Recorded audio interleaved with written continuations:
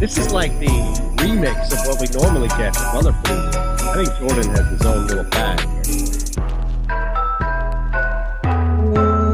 Welcome. We appreciate you hanging with us. We have a lot of content coming your way for the next 2.5 hours. It starts with myself, more importantly, with Matt in the house, as we have the Deeper Dive Live Before Lock Yahoo edition. So we're going to combine both theories, both themes of programs here and get you fully prepared for this 4-game slate tonight in the NBA. And here's the good news. Matt's squad is playing. My squad is playing. Not together, of course, but between the 8 teams in the 4 games, I think we have enough, Matt, to field 2 full teams worth of players. But that's probably risking it right there as far as on the higher side. Yeah, I mean, you can argue that some of these teams don't have enough for one. Like the Nets basically are playing Kevin Durant, and I think I logged 35 minutes in the last game, if you check the box score. And the crazy part is that they still won. That just goes to show how freaking good Kevin Durant is at basketball. But yeah, every team has injuries, has COVID. As we were talking about before, at least the good news is that all of it is kind of already known. There's really only one piece of news that we're waiting on, and it is a big piece of news, but there's just not much to monitor, at least at this second in time. Yes, Christian Wood, the main name that we're waiting on. Outside of that, everything is pretty much where we believe it to be, which is a lot of guys are out right now, which gives us, and this is kind of a little of the unique set of circumstances, Matt, where normally on a 4-game slate, you kind of have an idea, even if there's 1 or 2 guys that we may be waiting for later in the year, I get it, or just later in the day in the slate, I get it, injuries and all. But in this case, with the league being decimated here, there really does give you an easier pathway, I would think, to mid to low cost guys that maybe normally on a full slate of healthy available players, we wouldn't be getting to outside of just countering ownership. Yeah. And again, on slates like this, I think, with so much value, so many like strong guys that you can click in that are less than $20, it pushes a lot of people towards the same types of lineup construction, so just keep that in mind and be cognizant, Kevin Durant is going to be, we have him projected for like 65, 66% ownership. It wouldn't shock me if he's closer to like 80% ownership, just because it's so easy to get to him. So if you want to play Durant, and by the way, spoiler alert, it's a good idea to play Kevin Durant tonight. Just keep that in mind with the rest of your lineup. Maybe pick out 1 or 2 spots that you think you can go a little bit contrarian, maybe use a pivot off the obvious chalk. And that's, I think, sort of the ideal way to approach lineup construction. And we're going to go through it now, position by position. It is interesting, though. You bring up Durant, though, really quick, and it's just hard to ignore, especially because the Sixers coming off a back-to-back. That's another guy we're going to get to at the end here, where I can't even tell you is, Drew P. Nutsack on the chat, Matt, asking a question if Embiid will play in the back-to-back. I think it's a very fair question, because I don't care what anybody has heard at 4:33 on the East Coast in the afternoon. This dude might be out 6 minutes before tip before you even know it. So pay attention, pay attention, pay attention. He's the other guy that we still have to keep an eye on, just because of the nature of the rib injury and the back-to-back. Yeah, and they certainly played him yesterday, like they might consider sitting him, right? Was he 37 minutes. I missed him. Dwayne Dedman cooked him, Matt. Come on.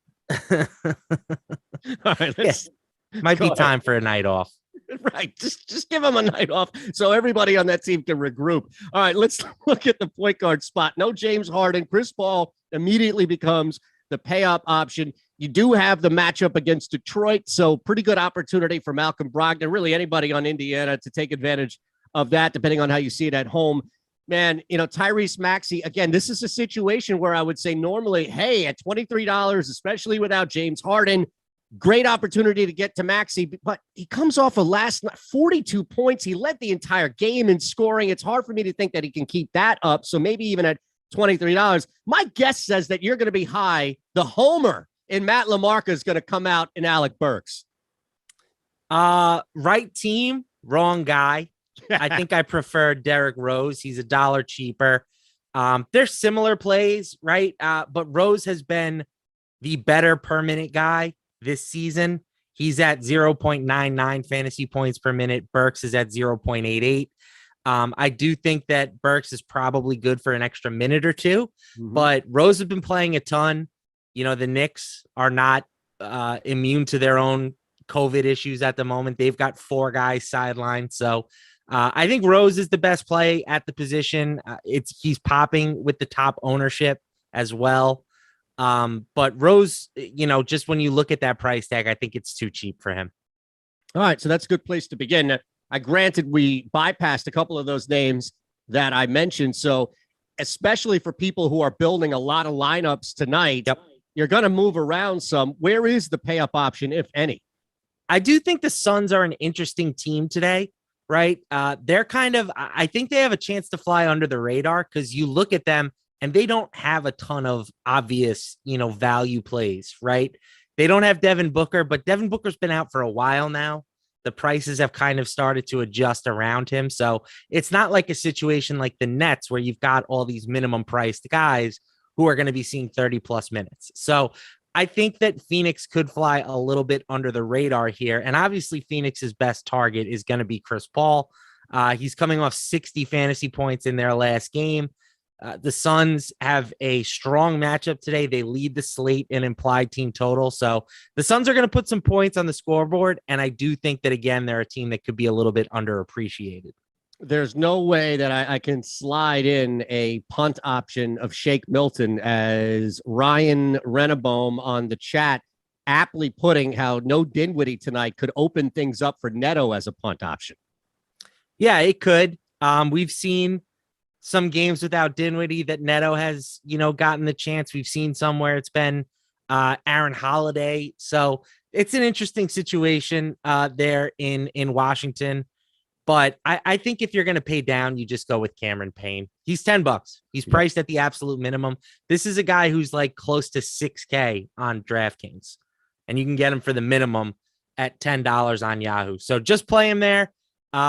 Over a fantasy point per minute type of guy. He's coming off 34 minutes in their last game. His role is growing. $10?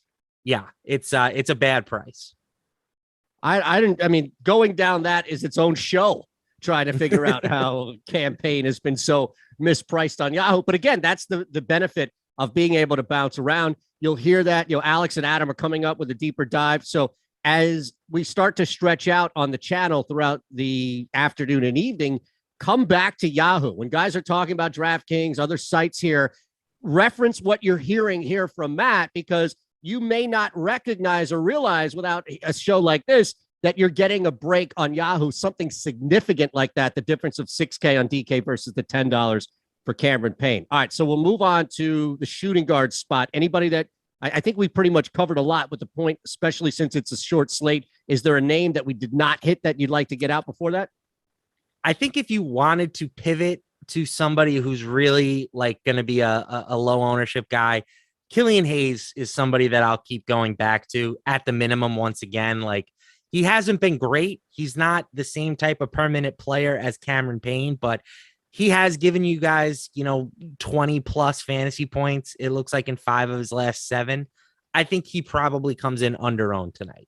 All right, so we'll move to the shooting guard spot, as we've had Bradley Beal on these lower cost slates for the 2 spot right there at the top. Reminder as well here, we have these links below with Yahoo for you, so make sure you click on them. We get $10 free just to mess around with on Yahoo. And if you're brand new to Yahoo, you still haven't signed up to Yahoo, we're going to give you 1 free month of Awesemo Plus Platinum. Just hit that thumbs up button, please. And that's all we really ask, that you hit the thumbs up button and you're subscribed here. So let's start with Beal. Let's knock Beal out real quick. How much are you getting to him compared to the field? You know, on this slate, again, at $34, pretty high rostership compared to what we've had as of recent when we've done these shows. Bradley Beal's just at about 25%. Are you looking at maybe being a little over or underweight to the field?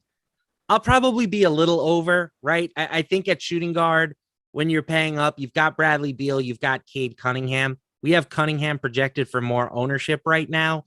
And I would rather have Beal, you know, even with, you know, him being $6 extra.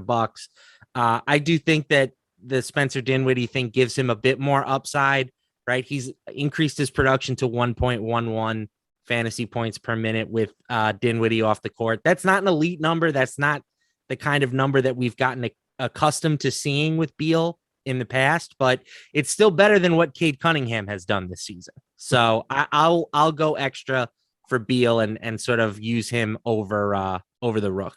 I get it that there's an $8 difference in cost here, but to be honest, we're dealing with a 4-game slate where half of the slate, if not more, is decimated with COVID right now. So I don't know how much saving money really is a pathway here, but LeVert getting a lot more love from the ownership, or a little bit more love from the ownership standpoint than Cunningham, even though the projections may be a little different. Is that surprising to you?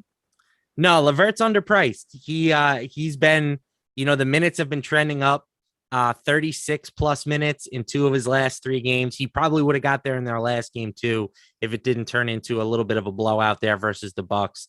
And he's a good player, 0.92 fantasy points per minute on the season. So I do think $20 is a good price tag for him. My thing is just that there are a number of strong shooting guard values tonight. And they look like they're kind of, at least on our ownership projections, they're not really popping at the moment. So I think that this is a position where I'm going to be spending down. I imagine that Seth Curry is not one of those guys. Sorry, no Seth. You don't have to apologize to me. What do you have, 3 points last night against the Heat? You don't have to apologize to me. 7 I feel points. Like I'm sorry. I feel like I do. That's your boy. No. You got on the 76ers warm-up gear. I can only imagine you were out there feeding them balls earlier today. Yes. No, are you kidding me, man?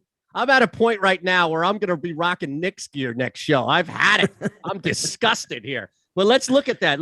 Let's look at a couple of pay down options.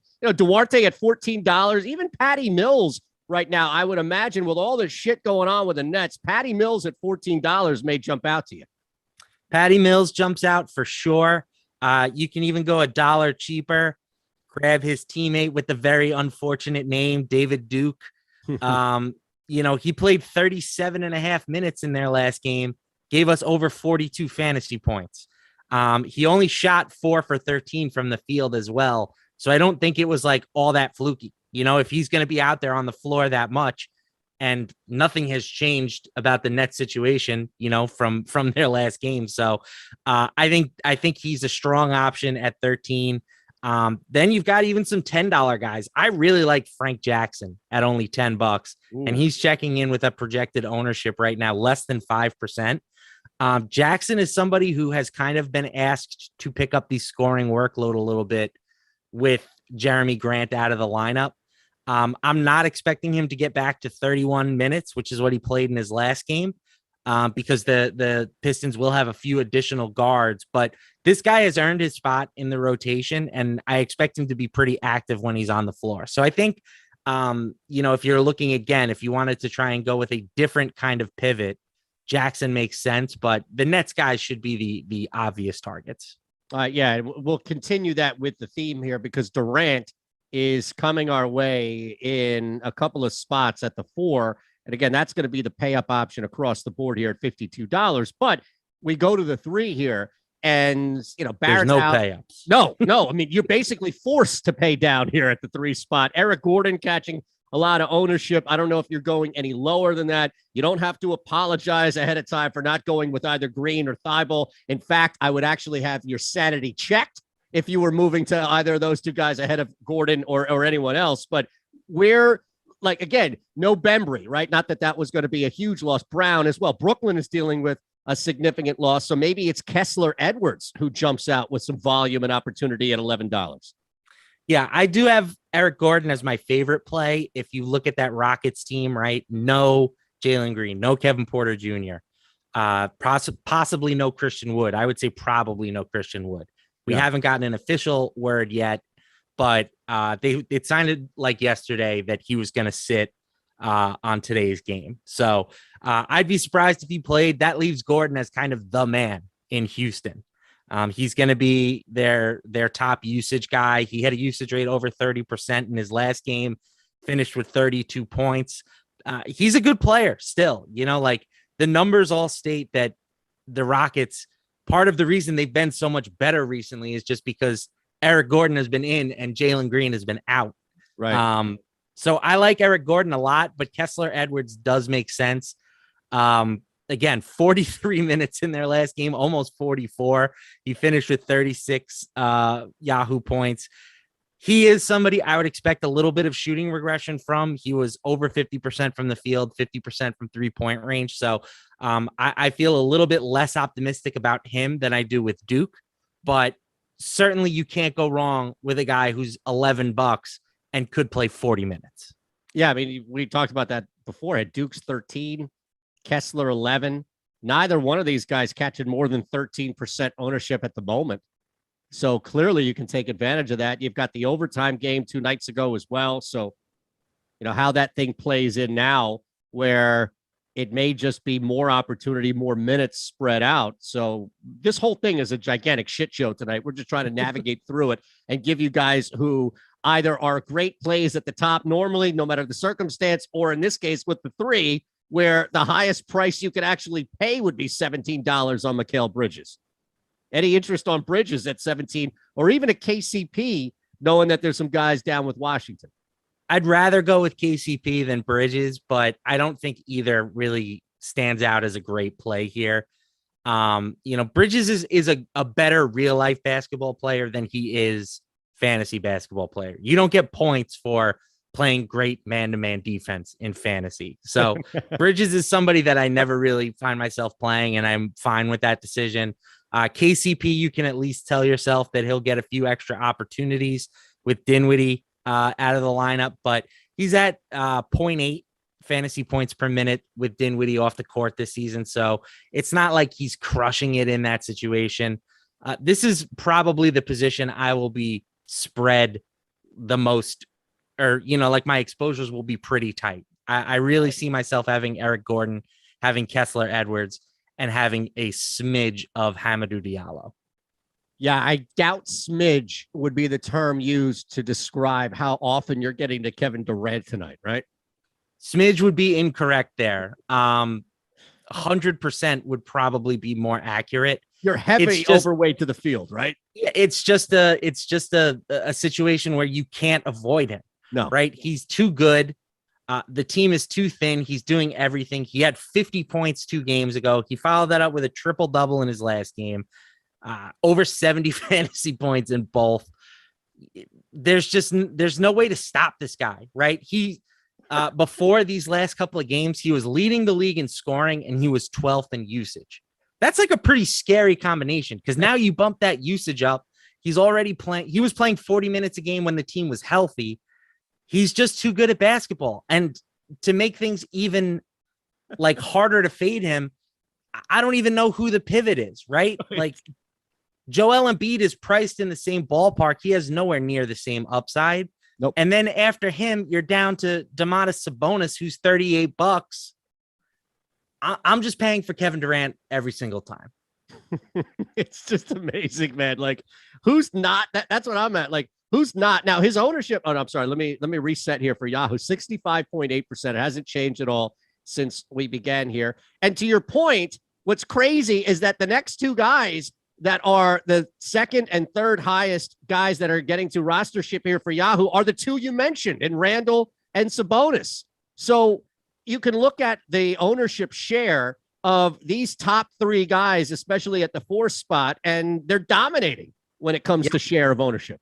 Right. And again, it's kind of like you have to spend the money, right? Yeah. You have to find somebody. So if you're not playing Embiid, these become, kind of the obvious targets, along with a Chris Paul and a Bradley Beal.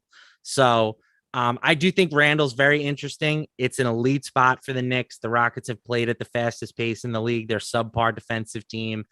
And then no Obi Toppin, no Kevin Knox. Kevin Knox has played at least 20 minutes in back-to-back games. You take him now out of the rotation, Randall can get a couple of those. And Randall hasn't been quite as dominant this year per minute wise as he was last year, right, but he remains the same player. He's still capable of doing a little bit of everything on the court. So I think he has huge upside in this matchup. And I give him a clear edge over Sabonis, who I love his game. He just hasn't been the same player this season. He has started to show some signs of life recently, but I still give a pretty significant edge to Randall in this matchup. When we start to go a little lower here, you've got a couple of guys in that $20 range, and then you're getting to, Sadiq Bey and maybe even a little bit lower there to a punt option, if you will, at the bottom. And we'll get to that before we get out here to the center spot. But I'm curious because these three guys present something all individually and kind of unique to circumstance. And Tobias Harris-Kuz, who's back now, and even Jae'Sean Tate, as you mentioned, for Houston, and how up and down they're running from a pacing standpoint. If you could only choose one of these three, in Harris, Kuzma, or Tate, knowing that you have the flexibility to go from 28 with Harris through 25 Kuz down to 23 with Tate, which one would you go to the most? Because something in the back of my mind says you might pick Harris, and I don't know, Matt. Not picking Harris. Okay. Collective exhale. I think especially when you factor in the ownership that we have right now, and again, this can change. Make sure you're headed over to the Awesemo website to get any sort of updates on this stuff. But Tobias Harris 20%, Jae'Sean Tate 11%, Kyle Kuzma 8%. I certainly lean Kuzma with those numbers in mind, right? Yeah. Kuzma is somebody who has those weird ceiling games, and he should carry a higher usage rate with Dinwiddie out of the game. He's averaging over 0.9 fantasy points per minute with Dinwiddie off the court this season. So he's somebody I like. Jae'Sean Tate makes some sense too. He's also kind of got some weird upside games this season. And, with their injury situation, he also could see a few extra shot attempts. But with Gordon being back in the lineup, I think Tate doesn't need to score the ball as much in this game. So for me, I would go Kuzma 1, Tate 2, Harris 3. Is it just the dollar sign that's associated with Harris that you're fading? Because, I mean, if he's at 25, even if he's the same price as Kuzma, how much does that change? You don't have George Niang out there tonight. You don't have Korkmaz out there as well. Seth Curry is so volatile as is. Tyrese Maxey's not going to lead tonight in scoring, especially with Kevin Durant on the floor there. And Embiid is dealing with this rib injury. It's like scoring for dummies. Remember those books where it's like fill in the blank for dummies? Yeah. Tobias Harris has training wheels on tonight. If he can't score 30 plus, I don't know what to think of this guy anymore. The thing about Harris is, and it's a positive and it's a negative, is that he's just steady. He's a steady Eddie guy. He's going to give you somewhere between, 16 and 20 points most games. And he'll get you, between 35 fantasy points. And that's great. But that's not what we're looking for in tournaments. We want that, upside GPP winning game. And Tobias just really hasn't shown that, right? Yeah. He's gone for more than 37 once in the past month. So, and that was a game against the Hornets where he played over, 41 minutes. I think that game went to overtime. So, as long as Embiid is in, I'll have no Tobias. So now let's look at Embiid. Final couple of minutes here. Again, Alex and Adam coming your way with a deeper dive in 7 minutes. So stick around for that. We also have, as always, here, we're going to get you ready before the Slate Locks, Eric and Greg tonight, live before lock. So for the next 2 hours, we have you right here. There's no need to move, go anywhere. You're going to get all your questions answered across the board for all of the sites here. Hit that thumbs up button, please. We have over 650 or so watching right now. We should be at triple digit likes. Matt's here out of the goodness of his own heart before his Knicks get run off the floor. You can at least give him a couple of thumbs up here. My Sixers are going to get beat by 20 tonight by the Nets. All we make our night, preemptively make our night by hitting that thumbs up button. Is that fair? Yeah, that's your very nice of you to ask. Mine is. There's no way. Very nice on the road to Houston. So you mentioned as far as Embiid and how that impacts you with Harris. Well, what about Embiid? We'll assume he's playing, right? And again, I would maintain that it just feels like one of these games where he was awful last night. It's the second leg of a back-to-back. He's hurt. The team isn't going to say anything ahead of time. And then 10, 15, maybe an hour before tip, we find out at 6:30 on the East Coast that Embiid is. It just feels like Matt, I've seen it year in and year out. So I kind of have a little bit of a radar. It's not full Mhm. going out, but it kind of feels like that. Let's assume he's in. How much are you getting to him compared to the field? I would say pretty much in line, slightly below. I agree with everything you say, but then I look at this matchup against Brooklyn, and I do think that this is kind of one of those matchups where maybe Joel feels like he has something to prove. You know what I'm Yeah. saying? He wants to Yes. go out and go toe to toe with Kevin Durant, with the, odds on favorites to win the title. So that kind of, call it a narrative, whatever. I feel like there's something to that with Joel. He's a prideful guy. So I want to have some just in case, but for me, center is another lock button slate, right? It's another lock button position. I will have 100% Kevin Durant tonight. And as long as Christian Wood is out, I will have 100% of Şengün. What The guy happened? is Yeah. too freaking good at basketball, right? If That he, price. for that price, exactly. He's averaging over the past month 1.33 fantasy points per minute, 1.23 for the season. He played 27 minutes in their last game. He didn't start, but he still played 27 and a half minutes. He's gone over 40 now in 2 of his last 3, the lone exception being a mediocre 32 fantasy point performance. So this price tag is it's another just bad price, right? Şengün should be, I would have him priced probably more expensive than a guy like Miles Turner if we knew that Christian Wood was not going to play. So again, I'm operating under the assumption that Wood doesn't play. And if that's the case, Şengün's a lock. So then it just becomes, do I use some Şengün and Embiid lineups together? And the answer is yes, I'll have some of those. I'll have some Şengün, Nicholas Claxton lineups where I'm using sort of 2 value options at the position. And then I'll have some DeAndre Ayton as well against the Wizards. But again, Şengün, he's just the lock of the night. Lock him in there. So real quick on the way out here, Greg Smith asking if it's crazy to go Embiid and Durant in the same lineup. Absolutely not. Yeah, especially when the small forward is what, $17 at the top. We already gave a couple of great pay down options at the 2 as well. I would think if anything tonight in the slate would almost usher you towards doing that, right? Correct. Yes, I think it's very viable. I like that there's a little bit of correlation between the 2. Like you're in your ceiling games, that game is going to be a close back and forth affair. You know what I'm saying? And so there's some correlation the same way you would stack a quarterback with a receiver on the other team, because those guys are only going to hit their ceilings unless this is a competitive game with a lot of scoring, so stacking them up together makes a ton of sense in my opinion. Love it, brother. All right, we're back next week. We'll get everything ready to go on Monday. The boss man, Alex and Adam, coming your way next for the full-on deeper dive. If you want, and I saw that there's somebody in the chat, Miles, saying, no way the Sixers lose to the Nets. Brother, you can get the Nets right now, 11-plus margin of victory for plus 440. The Sixers, tell him Matt this, the Sixers look like they've played an entire season. They are on fumes tonight, all right? Bet that if you want to bet. Sixers get beat by 11-plus. At Matt LaMarca on Twitter. What do you think of that one? You going to tail me on that one? No. You could put a quarter unit on that. No, sir. Thanks to Jordan. He's not going anywhere like you aren't going anywhere. Adam, Alex, coming up next. Deeper dive. We'll see you.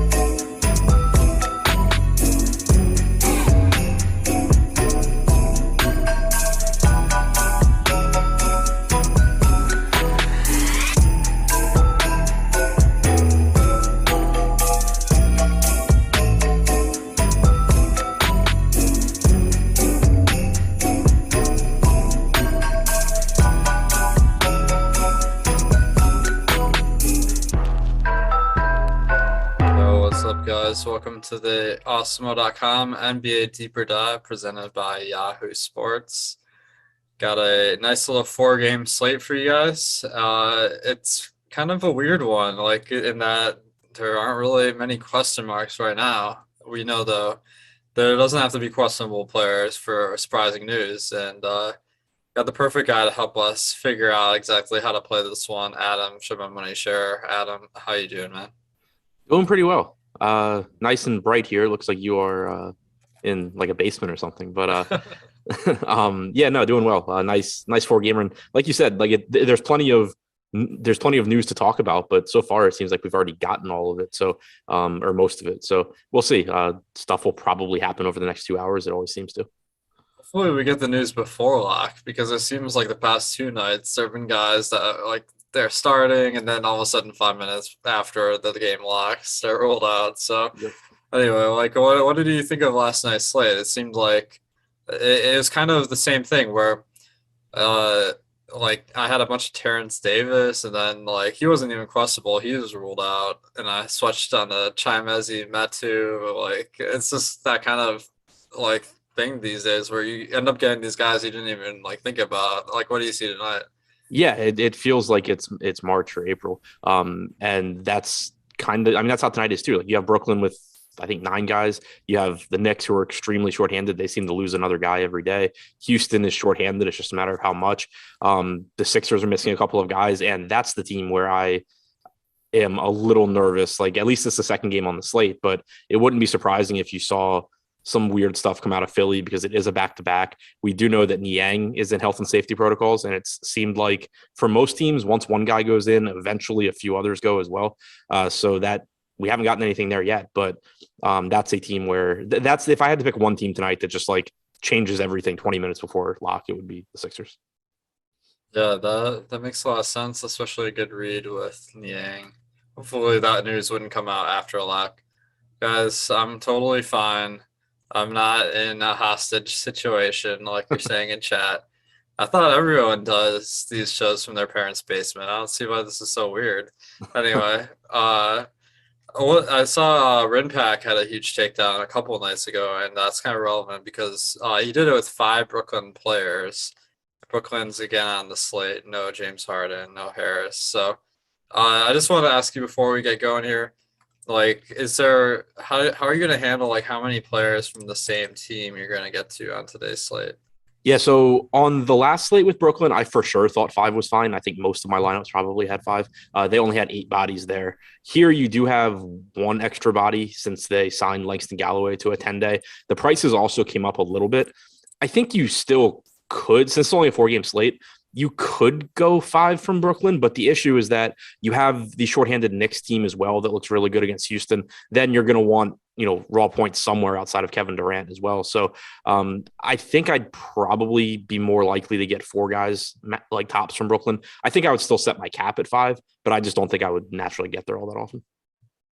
Yeah, one thing to keep kind of back of your head is like when you got a guy like Durant who's projected for in the mid 50s, you don't really need them to exceed their projection to win. You just need them to get there. So I'm usually only like trying to count on maybe 2 guys from the same team, like really exceeding their projection by a significant amount, not significant enough amount to win you a GPP. So maybe 3 from Brooklyn for me tonight. We'll see. But before we get going here, guys, if you can like the video, that it gives us a little bit of cred in the YouTube streets, so we appreciate that. And if you aren't already subscribed to the channel, we got a lot of great NBA, NFL content and more. Make sure to hit that subscribe button. And we have free content on Awesemo.com today that you can check out if you're not already a premium member. That would be the Thursday Night Football player rankings, the NBA player projections, so probably one of the most powerful tools for NBA free tonight, and the NHL player projections. They got a pretty good slate today too. So, all right, let's talk about Detroit at Indiana. Detroit, is this right? 10-point underdog? Like, I didn't realize the Pistons were this bad. What's going on here? They're that bad. Jeremy Grant is out for this one, so I saw he's kind of in trade talks. But what are you expecting with Jeremy Grant out? Yeah, so I mean, we saw it last game, and really what we saw was that we should be pretty loose in our assumptions. Um, like for example, Sadiq Bey would be a natural guess at who is going to step up. He only played 26 minutes. He played absolutely horribly, at least from a fantasy standpoint. So, maybe if he's doing more, he gets more minutes. That's certainly possible. Killian Hayes only played 20 minutes. The only guys on this team that got more than 30 minutes were we actually got 40 minutes from Isaiah Stewart. We got 36 from Cade Cunningham. And then Frank Jackson off the bench played 31.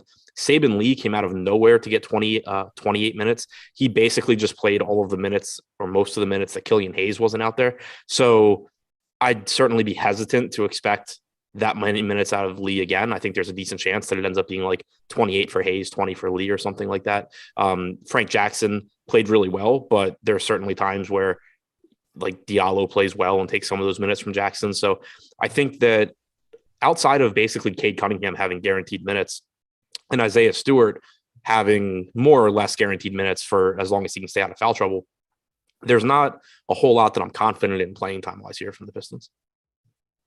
Definitely. Let's start with Hamidou Diallo because he did get the start for Jeremy Grant last time. He picked up 2 early fouls in the first quarter. He's out within 4 minutes, and then Frank Jackson came in. He had that big game, like you're saying. I guess the question is, if Hamidou Diallo is starting again, is that someone that you think could be sneaky? Could be, yeah. Like I still don't think you should have much confidence there because like he didn't play at all in the fourth quarter either. So it's not just a matter of the early foul trouble. He also, just didn't play at the end of the game. He's not a great fantasy producer anyway. He's not exactly cheap either at 4,300, and he is projected for 14% ownership on DraftKings.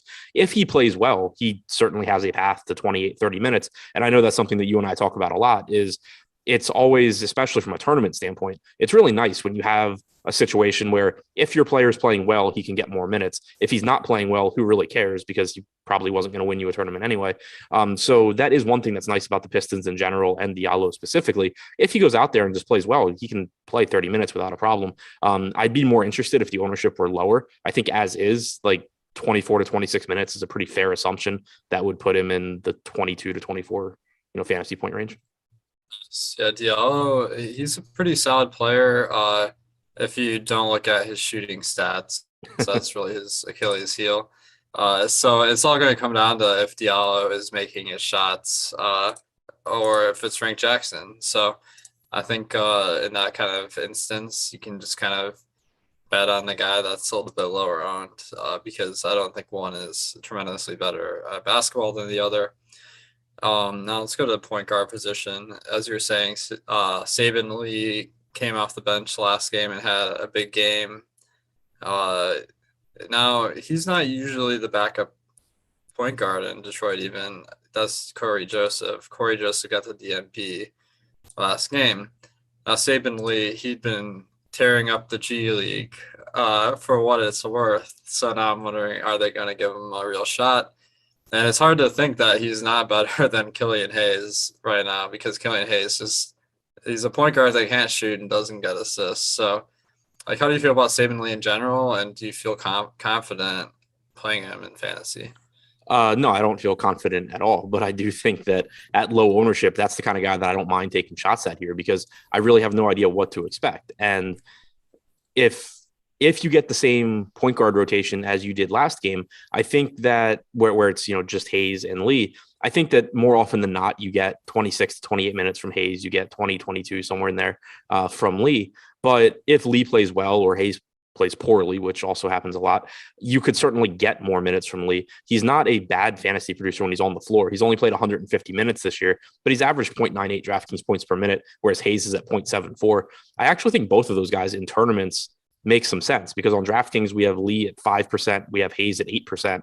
It's another situation where I just expect whichever one of them is playing better is going to get the bulk of those minutes. Definitely. So that can show up in the volatility, which is a good thing in GPPs. So when you get a split like Hayes and Lee, then those guys might have a little bit more upside than the projection states. However, I think you got to be a little bit worried Corey Joseph sneaks in there. Yep. So Saban Lee, a little bit of a risky play.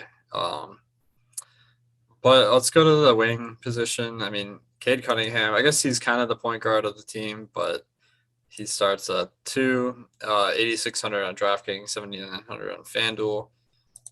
That seems like a pretty high price. So that begs the question, like, is he someone that you're considering, or are you just going to wait till the price falls a bit? Yeah, I think that it's a high price. I think that it's still decent. Like, he's probably a little bit overpriced here, but when he's not in foul trouble and when the game's competitive, he does typically give you 34 to 36 minutes. He's been a solid fantasy producer this year, especially since he's kind of figured out how to shoot. Still only has a 48.8% true shooting percentage, but he's averaged 1.05 DraftKings points per minute. I think he's a little overpriced though. And the thing that really stands out is that we have him projected for 17% ownership. This is the kind of guy where, if he was like 5% or something on a 4-game slate, you could say like, okay, there's not that many guys on this slate that are capable of scoring 50 fantasy points. I'll take the one that's 5% owned. But if you're still going to have to compete with 17% of the field when you do get that sort of outlier game from Cunningham, I just think that there's other spots I'd rather get to. There's other players in that price range, or at least, maybe a little bit more expensive, that I just feel a little bit more confident in, that aren't getting that much more ownership. Yeah, so if we look at the numbers here, Cade has averaged 33.6 DraftKings points per game, and he's 8,600.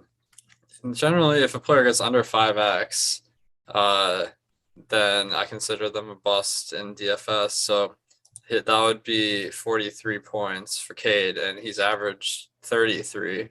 So you pretty much need a ceiling performance to even get to value. So I think I might fade Cunningham tonight. See what I did there? Yeah, I do, because chat was doing that back when he was 4K, and they thought he was the worst basketball player on earth. And to your point too, like, even if you like account for, because he was like on a minutes restriction earlier in the year, he's had a couple of games where he was in massive foul trouble. But even like, let's just say he plays 36 minutes and he produces at his average 1.05 DraftKings points per minute, he's at 37.8 DraftKings points. So you're still like 4 or 5 points short of just getting the 5x, which is not really, like, 5x isn't like it's a great score typically anyway. Yeah, I think if you want some exposure to Cade Cunningham, maybe it's better to just go on Top Shot tonight. He's a lot cheaper on FanDuel though. Now, what about, okay, so Saddiq Bey, it seems like he's been just getting a lot less minutes in the last 3 games compared to what we're accustomed to. So wondering if you've seen anything to maybe be worried about with Saddiq Bey, or if that's just kind of totally random that he had 3 rougher games in a row. Yeah, I think it's kind of just performance related. He hasn't really played well, and in those games he didn't play well. It kind of reminds me of like that Buddy Hield stretch, or the recent Buddy Hield stretch we've seen, where like he'll play 18 minutes, then you look, it's like, oh, he was 2 for 13 shooting, and then he plays 28 minutes. It's like, oh, okay, he was making his shots. That's kind of how I see it here. Not that they're the same player, but if Saddiq Bey plays well, he certainly can play more than 26 minutes. If he plays poorly, then why not get more minutes for any of the other guys on this team? Without Jeremy Grant on the floor this year, he has averaged 0.96 DraftKings points per minute. He has a 22% usage rate, a 15.8% assist percentage, 11.5% rebounding percentage. The ceiling is certainly there. He contributes in enough categories. He produces well enough from a fantasy standpoint, and he's only getting 20% ownership. Like, I think that Bey is certainly risky, but if you ask me if I'd rather have a 20% owned Bey at 4,900 or a 17% owned Cunningham at 8,600, I think the answer is pretty easily Bey. The Bey is Bey. I got it. All right. Now at center, Stewart, he got monster minutes last game. That seemed to be out of nowhere. He got 40 minutes. That's like blowing out his season high by like at least 5 minutes. So that was kind of strange. Versus Indiana, that plays pretty big. This is a situation where I guess Stewart's kind of undersized big, so maybe that's not the best comparison, but I just don't know what to make of this 40 minutes. Was that just a complete outlier game? Yeah, I think it's kind of tough to read into it. It's always tough with a team like the Pistons too, because for one, they obviously have had a lot of moving parts this year. Kelly Olynyk is out now, but it makes it so you can't really go back that far into the season to get a comparable game. But then the Pistons get blown out so often too. It's hard to go back. Like I tried to go back 2 games ago and say, okay, what did his rotation look like against the Pelicans? And it's just like, oh, well, in the second half of that game, everyone's rotations went to shit because it was like a 27-point game in the third quarter. So it's kind of tough. Like I certainly don't expect 40 minutes. There's always foul risk with him, and who knows if they would want him to play 40 minutes anyway. But I do think mid 30s if he's able to avoid foul trouble and if the game is close. Those are both very big ifs, but it at least gives you an idea of where the ceiling's at for him. Yeah, definitely. A mediocre play, I'd say today. You can definitely take some shots. On the Indiana side, it's kind of interesting that they've announced they're in a rebuild, but we haven't really seen that affect anything quite yet. So you got pretty much Sabonis, LeVert, and Brogdon playing pretty big minutes, and Miles Turner always kind of like a volatile option. Is there anyone standing out to you from the Pacers tonight? On FanDuel, Turner really stands out. He has power forward eligibility to go along with center. He's only 6,400. He's been playing a lot of minutes lately, and the power forward eligibility is really, really nice. He also, just his game in general, sets up really well for FanDuel scoring because he blocks so many shots. So I think he really stands out there. He looks fine on DraftKings as well at 6,700. Only center eligibility, though, so the opportunity cost is a little bit higher. There's a lot of value at center on DraftKings today. So it might make it kind of difficult to go to mid-range guys. But as a result, he's also only projected for 20% ownership in a matchup where if the game's competitive and he plays 33 or 34 minutes, he could easily post a monster game. Definitely. What about the other guys on Indiana? We've been seeing Chris Duarte get the start. However, that's kind of as Justin Holiday has been working his way back from being on the COVID list. So Chris Duarte started to start the year, but then he started coming off the bench. Now he's starting again. I'm wondering if you have any read on Duarte. Yeah, so I think he continues to start, but I also don't think he's going to play a ton of minutes. Like I'm expecting him to typically be in the 26 to 30 minute range, and his production probably isn't going to be great either. He's just playing too many minutes alongside LeVert, Sabonis, and Brogdon to really be counted on to do a whole lot. So he's not that expensive, but I also don't really think that he should be, given the fact that he's the 4th option at best in this offense. Agreed. I think his price is kind of reasonable today. On FanDuel, LeVert really stands out as good pricing. Now, one other guy that we shouldn't neglect is O'Shea Brissett. He's been averaging in the 20s as far as minutes recently, and he's been closing some games. Pretty good permanent producer. That kind of came out of nowhere because he had been getting DNP CDs for the first month or 2 of the season. Now he's getting, we have him for 22 minutes, 3,600. That's grading out as a good value. Is Brissett someone that we should be willing to take a flyer on? Yeah, I think he's decent. I think it's likely he gets around 20 minutes tonight. He played 23 and a half last night with Justin Holiday back, but he also played 3.5 minutes in garbage time, essentially, at the end of that game. He closed the first half, so it's not, a foregone conclusion that he's not going to close, but I think on average, you're probably going to start getting 20 to 22 minutes now that Holiday is back, but it still makes him look like a reasonable value. He's not a bad fantasy producer. One thing to mention with LeVert also is that with Justin Holiday back, we saw him go back to playing basically all of his minutes with both of Sabonis and Brogdon. When Holiday was out, LeVert was running with the second unit, which is really valuable because when he's played with Sabonis but without Brogdon this year, he has a 32% usage rate. Yesterday, he still got a lot of minutes, but he was pretty much playing with both of those guys on the floor. So it does limit his usage. It limits his assist opportunities. Yeah, definitely. Guys, if you don't already have Awesemo Plus, that's our premium package on Awesemo.com that has all of our premium content and tools. These are really things that you can add to your arsenal to make you win more money at DFS. The player projections, the ownership projections, our Discord, the lineup builder, and much more. And the Boom Bust for NBA is my favorite tool that kind of compares the probability that a player is going to have success tonight versus their ownership. So that's really how you should be constructing lineups, is kind of weighing that trade-off between projection and ownership. You can use the promo code NBA Live to get 25% off your first week of Awesemo Plus Platinum. That is our all sports package, or if you just play NBA DFS, the weekly package is $16.95. and Express 495. So make sure to check out Osmo Plus. All right, game number 2. This one's a good one. Philadelphia, 1.5 point dogs versus Brooklyn. They're really giving Brooklyn a lot of credit for as far as being a favorite in this one, even though Harden is out. So that's pretty intriguing.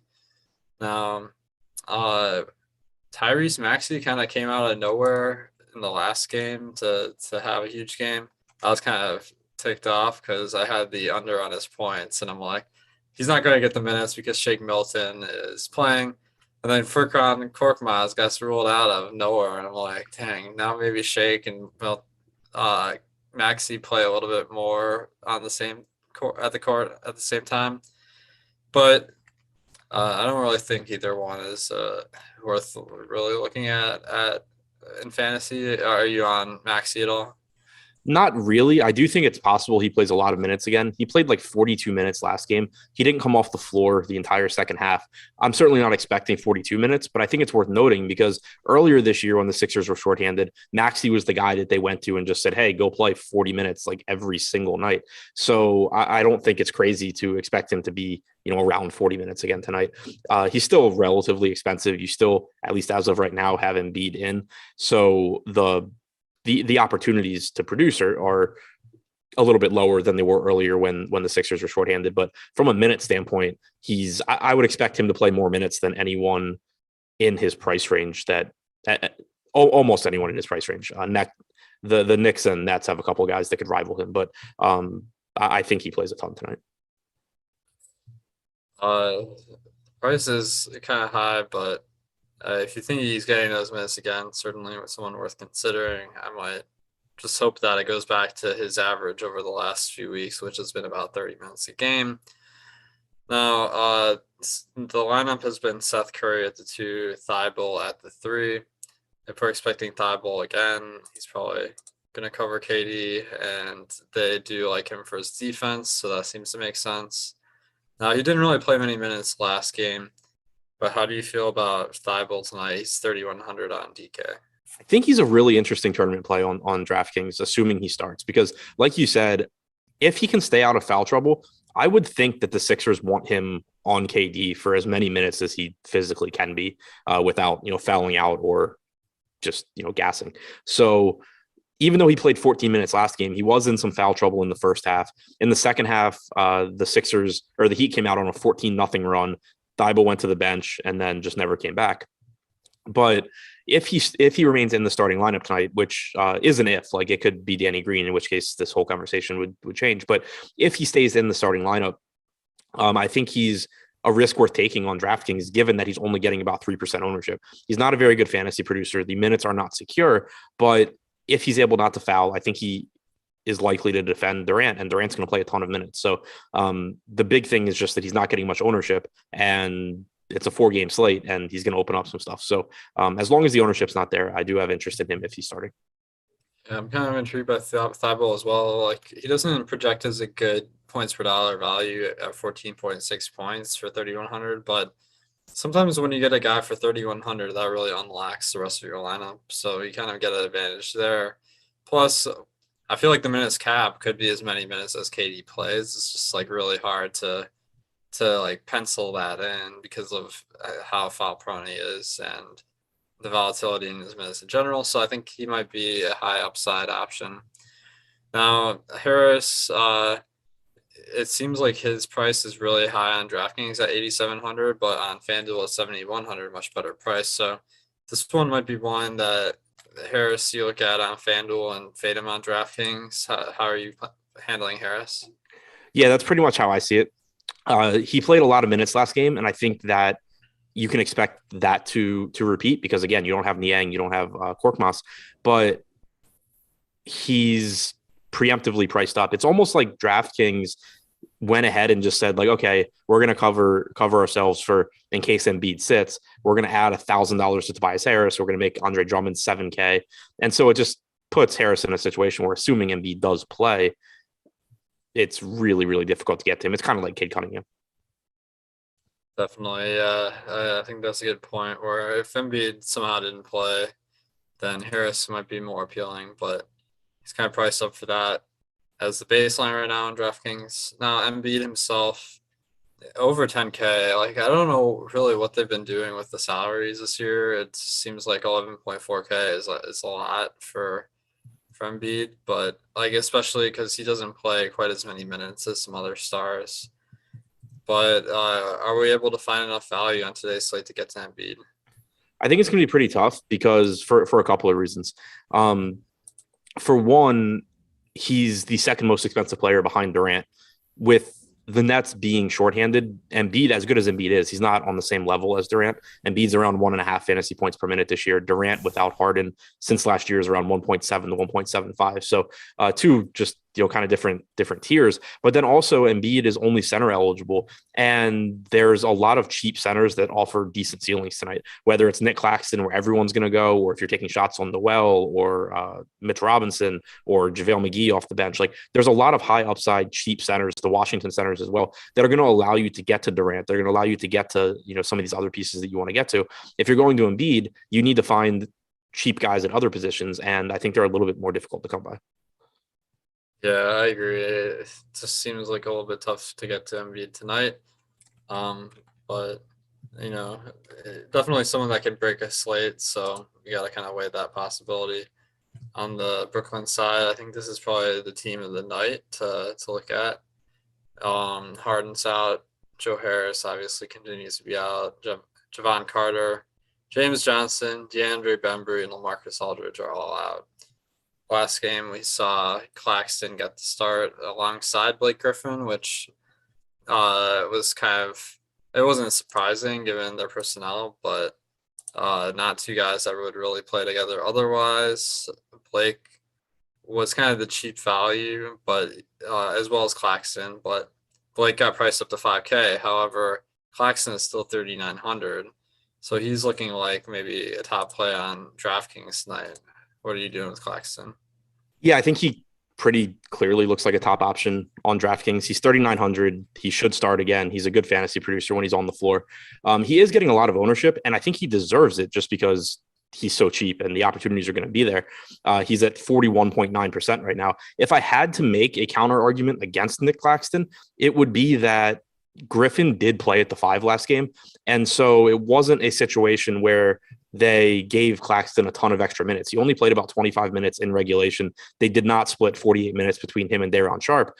So there's a chance, that he just plays 25 minutes again, in which case he could easily just give you like a mediocre score. The other thing is that there's always volatility, but even more so when you're going up against a Joel Embiid, Andre Drummond front court. It's not like it would be shocking to anybody if Claxton just picks up a couple of quick fouls and loses minutes that way. So I'm not saying that you shouldn't play Claxton or that you should expect him to get in foul trouble, but it kind of seems like this is one of those spots where, because he projects well, his median projection is good from a point per dollar standpoint, that maybe people don't consider the range of outcomes quite enough, and you get a little bit more ownership here than he deserves. Yeah, that's an astute point that Griffin closed at the 5, so that kind of makes you question Claxton and his role on the team. But the backup center besides Griffin is Day'Ron Sharpe, a guy that hasn't played all year, so I kind of get why he's playing in so much ownership at 3,900. Now, one thing I'm noticing here, Claxton, I guess this guy's mad skinny. He's only 215 pounds at 6'11". That's less than Harden weighs, but he's going up against Embiid, one of the biggest dudes in the league, at 280. So that seems like a huge mismatch, possibly. Does that factor into your thought process at all? A little bit. I mean, it just adds to the fact that it's not like it would be surprising if Claxton, has his hands full here. And it does add to, I mentioned this on my new Contrarian Tournament Play series, Day'Ron Sharpe is getting no ownership on DraftKings right now. I don't think he's a super high probability player or anything.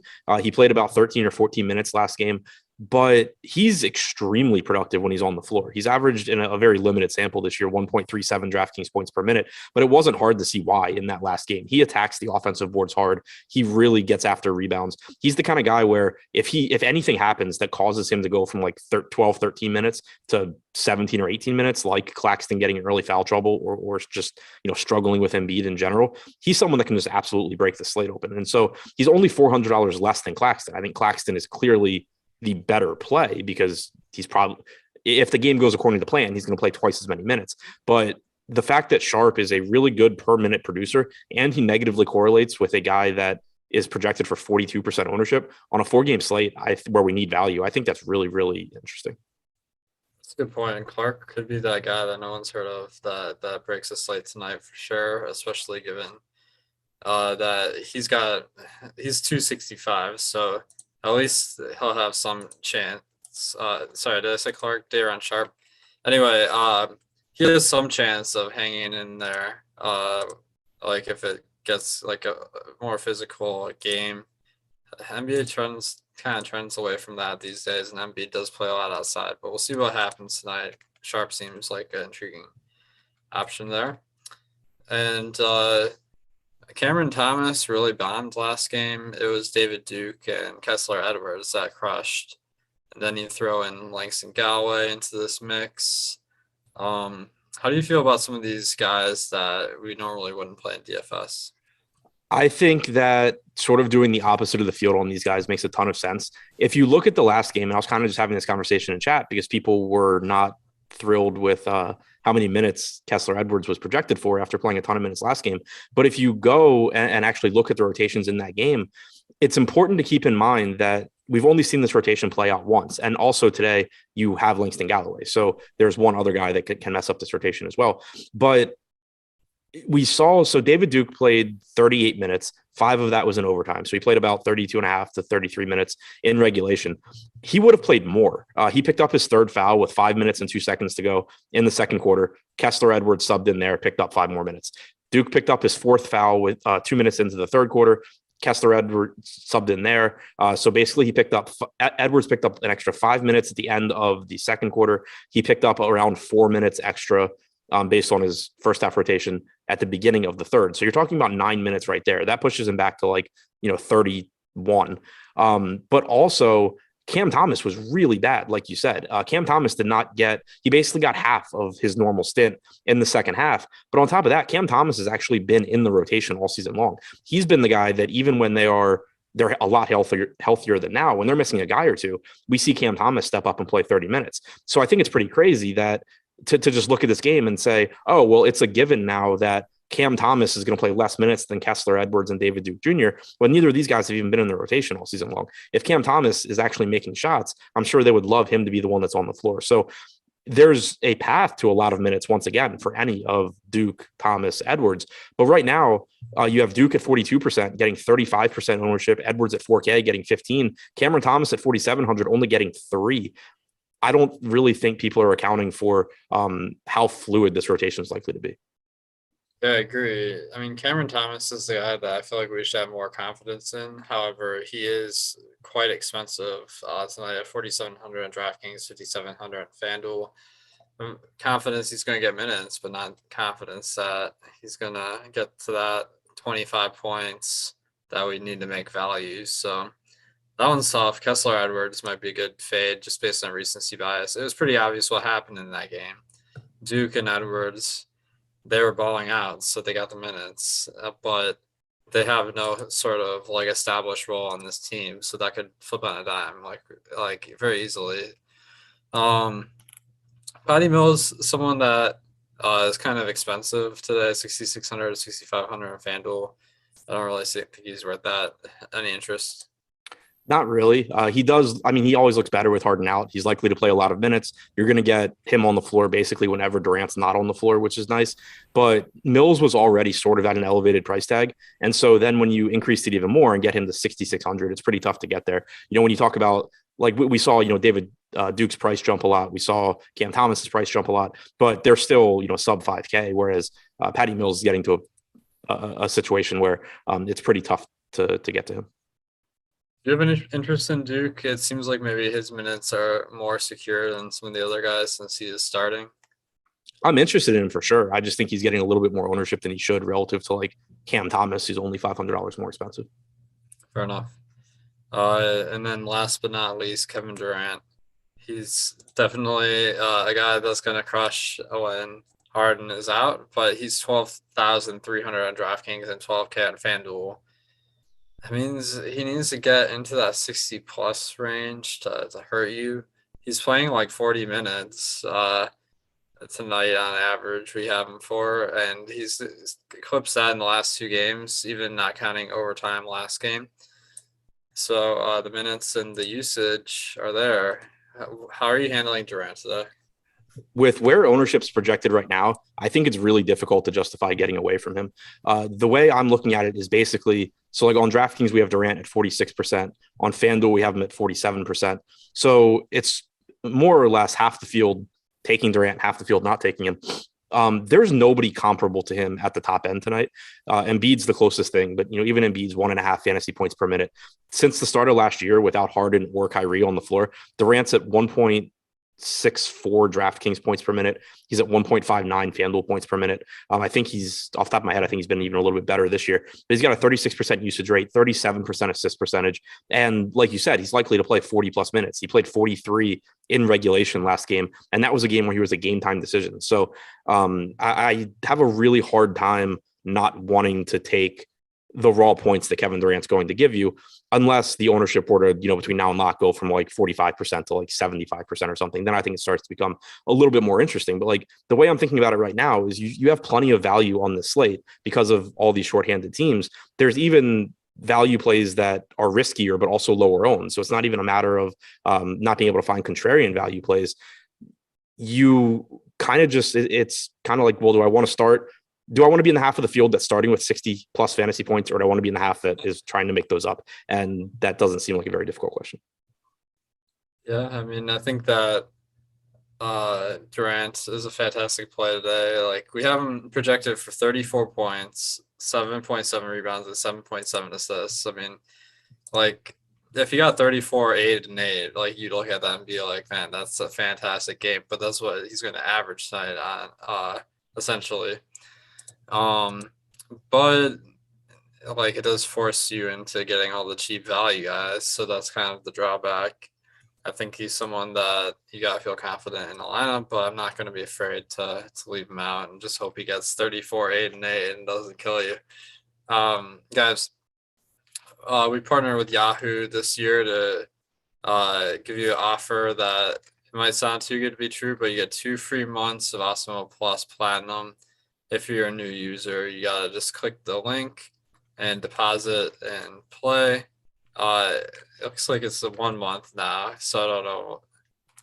Yeah, I guess this isn't up to date, so my bad.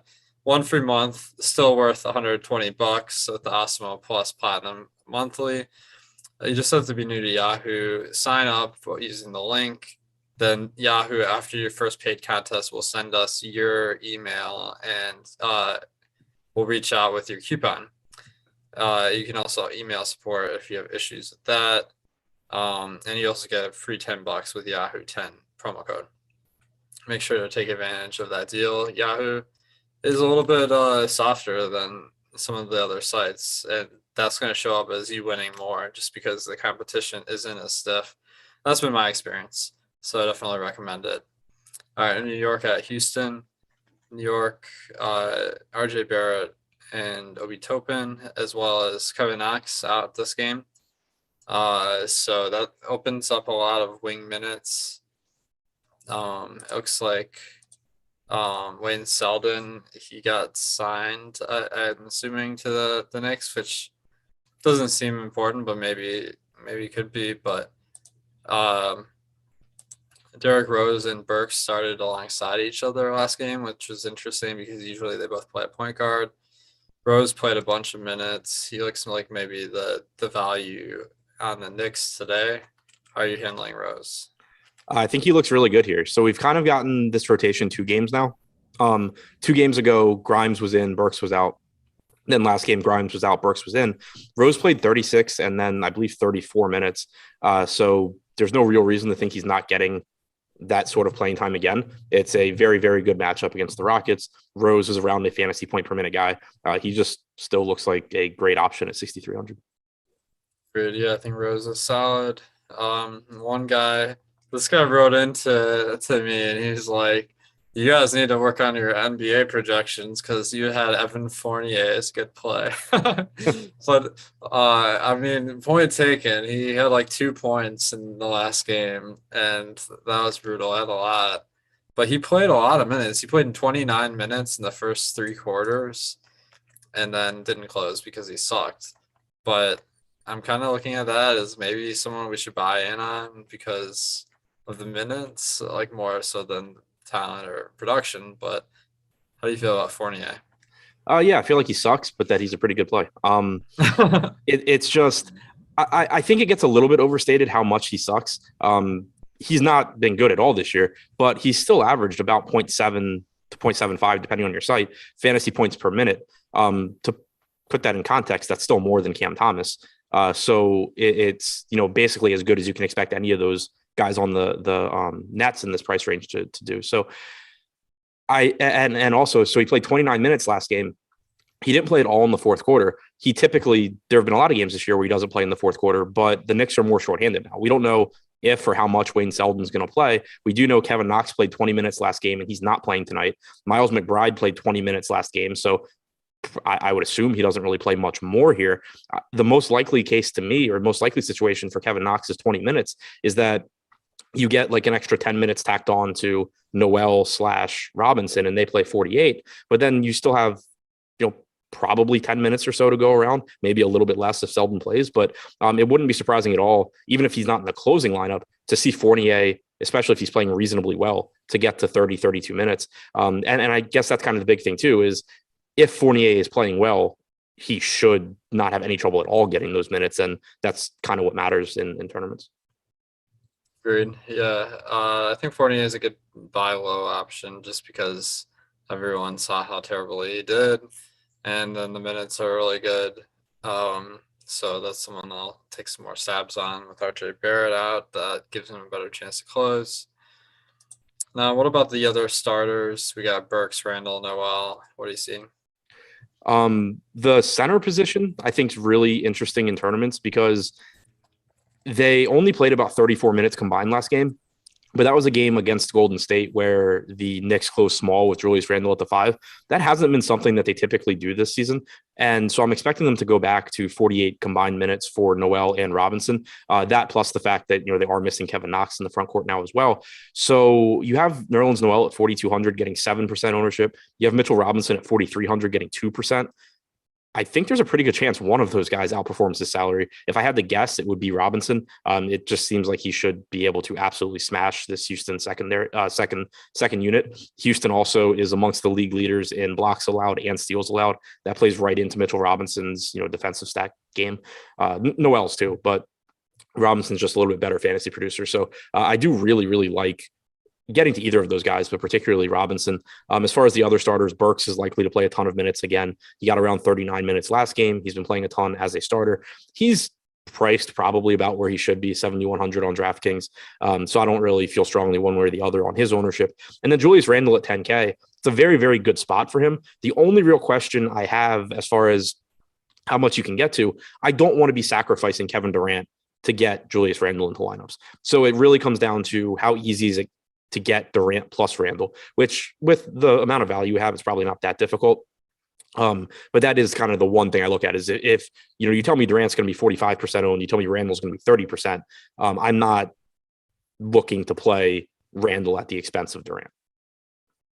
Yeah, that's a fair point. That's a pretty big drop off, and the price difference isn't that high. But Randle is a little bit cheap on FanDuel, so it really depends on the site. One thing I'll point out, the Knicks are super cheap on Yahoo. Rose, Burks, and Randall are all in our top 10 in the boom score. Rose is only 18. They have a $200 salary cap, so that's especially a good play. So if you're playing on Yahoo, these Knicks are definitely corner pieces. On the Houston side, we have Kevin Porter and Jalen Green, Daniel House out. Christian Wood, we're just assuming he's out because the coach said he was likely to miss the next 2 games. However, he's listed as questionable. The guy we got to talk about, though, is Alperen Sengun. He, like the Rockets did horribly last night, but Şengün was the chalk play and won people all the money. So I'm kind of wondering, like, okay, like he got a lot of minutes last night, but it was a blowout, and maybe Tice could play more, but at the same time, he like crushed last night, so maybe he could get a little bit more of a leash compared to Tice. How are you going to go back to Şengün tonight? That's like the most interesting spot on the slate to me, I think. Greg and I spent a long time talking about it this morning. Şengün, assuming Tice doesn't play. If Tice plays, then I think, unless the ownership completely plummets, then I'm not really interested. But Şengün's getting 45% ownership. If he plays like 26 plus minutes, it's really hard not to want him in your lineup. The concern is that for whatever reason, the Rockets don't seem that interested in playing Şengün. He played 9 minutes in the first half last game. He got there in garbage time, which wasn't surprising at all. You know, Cleveland's a far superior team. It was in Cleveland. This game only has like a 6-point spread, though. So it's a little bit less likely to be a blowout. And the Rockets are such a bad team, combined with we haven't really seen what the rotations are going to look like without Christian Wood. Like, we've seen a few starts from Daniel Tice recently, and he plays 3 stints. He opens the game, he closes the first half, he opens the second half, and he doesn't come back. But that's with Christian Wood in there. Tice and Şengün have not played a single minute alongside each other all year. So my assumption, if this game's competitive, is that you still get that 3 stint rotation from Tice. He plays like 22, 23 minutes. Şengün plays the rest. Şengün closes, plays 25, 26 minutes, which makes him look pretty good. The concern I have is that's only an assumption because we haven't seen what the actual closing lineup looks like here. I don't really know why Tice is starting ahead of Şengün, so I'm not going to act like I'd be shocked if he closed ahead of him for whatever reason. So that's kind of the sticking point for me, where the field is very clearly assuming that Şengün is going to get his minutes one way or the other. I think that's likely to be the case, but I'm not completely positive there. One thing that I think sort of does work in Şengün's favor from just a lineup construction standpoint, though, is right now there's a lot of contrarian pieces that are just low owned and that give you a pretty good chance of success.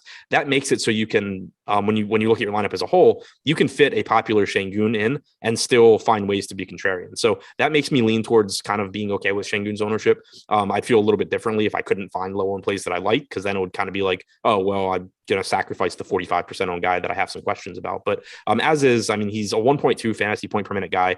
He's 5,500. There's multiple ways for you to get there. If the game blows out, he'll get minutes. If he's in the Rockets closing lineup in a competitive game, which I think is the most likely case, he'll get those minutes. So I think he looks very good. I just think it's important to keep in mind that we don't really know who the closing center is in a competitive game. Yeah, I think that's a good point. Like Şengün, he's a good points per dollar. Like the thing I'm thinking about is, okay, this play is volatile. Like he got like 40 something last night, but he does foul at 5.9 fouls per 36, so that can really limit minutes on from time to time. And then you got production variance, so not someone I'm afraid not to have, but it does seem like one of the better points per dollar plays tonight. What about the other guys? They all kind of don't stand out as good or bad plays, in my opinion. But is there any other Rockets that you're planning to go after?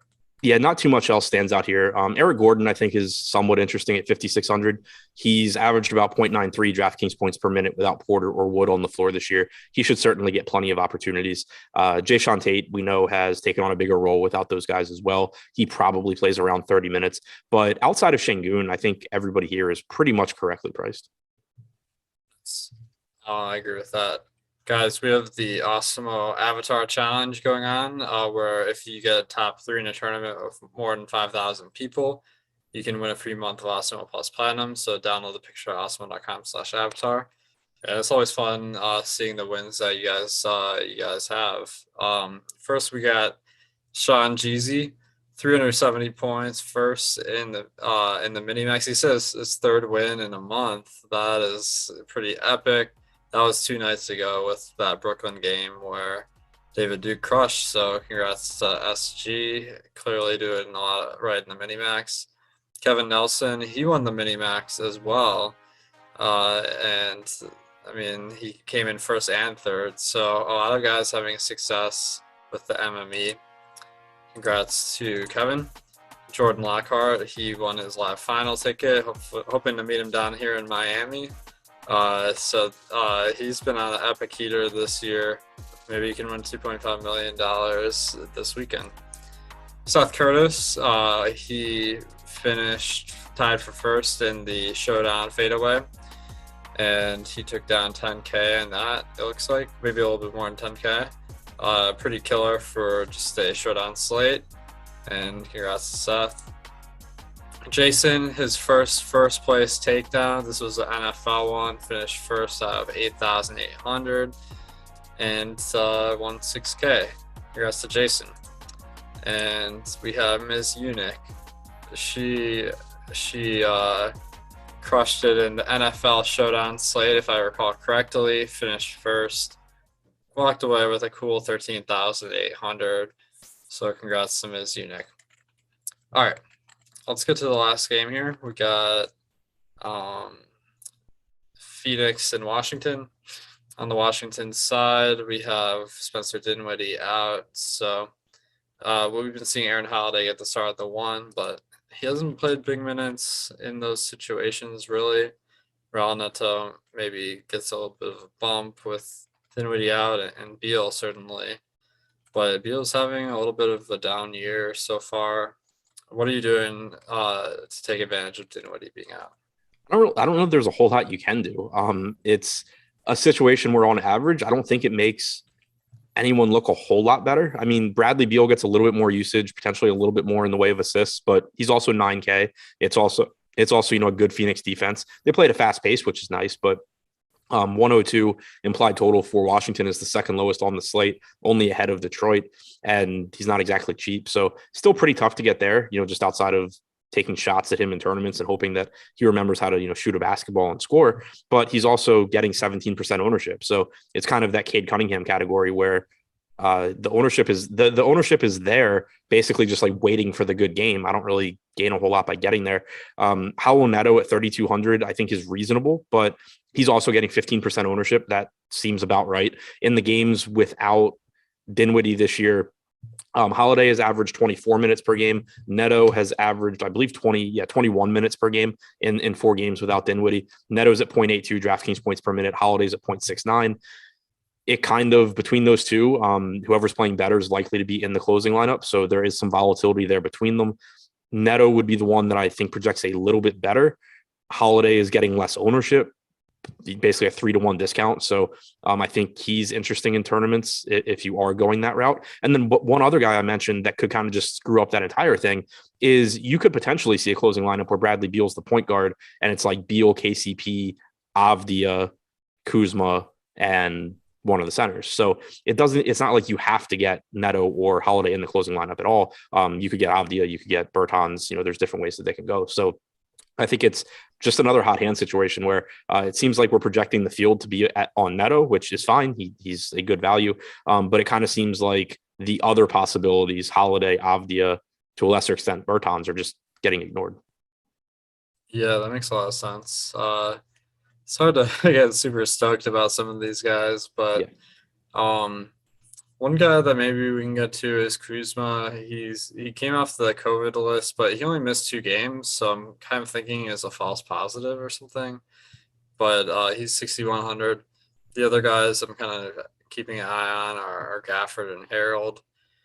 Harold is 5,300. If you go by his 26-minute a game average, he looks like a really good value. Phoenix does play a little bigger at center, so I don't have a ton of confidence. Do you have any read on Harold tonight? He was the number 1 tournament play for both DraftKings and FanDuel in my contrarian tournament plays video earlier. I think it's kind of difficult to get to him. Like, I get why the ownership is low because, we've talked about it already. Like on DraftKings, for example, you have Claxton, but then you also have Robinson, you have Noel, you have McGee at 4,500 that, gives you some upside if he were to find a way into like 18 minutes. So it's tough. Like Harrell's more expensive than all of those guys, but not by that much. He's only 5,300. You expect 48 total minutes between him and Gafford. How those minutes are split up depends in large part on how they play. They didn't combine for 48 minutes last night, but going up against a center position that's going to be 48 minutes of DeAndre Ayton and JaVale McGee, I think it's a lot more likely that those two combine for 48 minutes. Harrell's averaged 1.12 DraftKings points per minute this year. Even if he just gets a 50% split and gets 24 minutes, that makes him project as a good option at his price. And if he's playing well, he's likely to get several minutes more. So I think Harrell is a very good option. He's actually my favorite play from Washington. And then following that up would be $4,800 Daniel Gafford at 8% ownership. Obviously don't play those two together, but this is a situation where both of these guys produce a lot of fantasy points per minute. Barring foul trouble or injury, it's likely that they combine for 48 minutes here. Whichever one is on the winning end of that is going to look really good. If it ends up being a 50-50 split, they're both actually going to probably do well for their price. Agreed. I think that's a spot we can take advantage of. Now we got 3 minutes to talk about Phoenix. The guys that jump out from a points per dollar standpoint are Payne and Shamet, but nothing to get overly excited about, I'd say. Cameron Payne, though, he's a good points per minute player, and with Devin Booker out, he has been seeing more minutes, so maybe he's the guy I'd be looking at. How are you handling the Suns tonight? The Suns seem like a pretty difficult team to prioritize anything. The prices have all come up, or for the most part, Chris Paul at 9,700, DeAndre Ayton at 8,800. If you can get to those guys, great. They certainly have ceilings, but I think it's going to be pretty tough to prioritize them. Where I am sort of interested in Phoenix, there's a couple of things. Cam Payne, for a lot of the even with Booker out, typically they were only playing him alongside Chris Paul for like a few minutes, and it was making it so when Paul would play 33 or 34 minutes, you could only count on like 20 minutes from Payne. Then Payne played more alongside him a couple of games ago, but that was when DeAndre Ayton was out. So it was hard to tell, is that because it was Ayton was out and Jalen Smith was out? So it was like, okay, is Payne getting these minutes alongside Paul just because the Suns have to have their wings play backup center? But then last game with Ayton back, he still got a bunch of minutes alongside Chris Paul. So that makes me think that maybe they're willing to do it. There's no guarantee it happens going forward, but Payne is a very good per minute producer. It's just a matter of getting him on the floor. I think that 26 minutes or so is a very fair projection, but I also think that you could see that him exceed that by a couple of minutes. And so he looks good at 5,200. And then I've kind of mentioned him a couple of times just as a tournament dart throw type play. JaVale McGee is another one of these low owned centers that I have some interest in. He's going to basically play whatever 48 minus DeAndre Ayton's minutes is. If Ayton plays the insane amount of minutes he played last game, then that's not going to look very good for McGee. Ayton played about 40 minutes in regulation, but typically Ayton plays like 32, 33 minutes. That gives you 15, 16 minutes for JaVale McGee. Realistically, he can play 10 minutes less than Nick Claxton and outscore Nick Claxton. Like, he's that good of a per minute producer, and he's projected for 2% ownership. So it's kind of been the theme of the show is I think Nick Claxton's a very good play on DraftKings at 3,900, but I also think that the ownership he's going to get makes all of these other good per minute, like high point per minute centers, like excellent tournament plays. And you just basically need them to beat Claxton. Like it. Guys, that's going to do it for us, but we got another hour coming up here. I want to give a shout out to our sponsor, Yahoo. We have a nice bonus here where you can get a $100 first match deposit bonus as part of their 12 days of winning Christmas special. So you can use the promo code XMS100 to get a $100 match deposit. I think you'll have a lot of success on Yahoo once you start playing there too. So that's the main selling point for me. We have another hour coming up here with Eric and Greg taking you all the way up to lock. And now more than ever, it's important to make sure you're paying attention because their guys ruled out at any time. So guys, good luck tonight and stay tuned.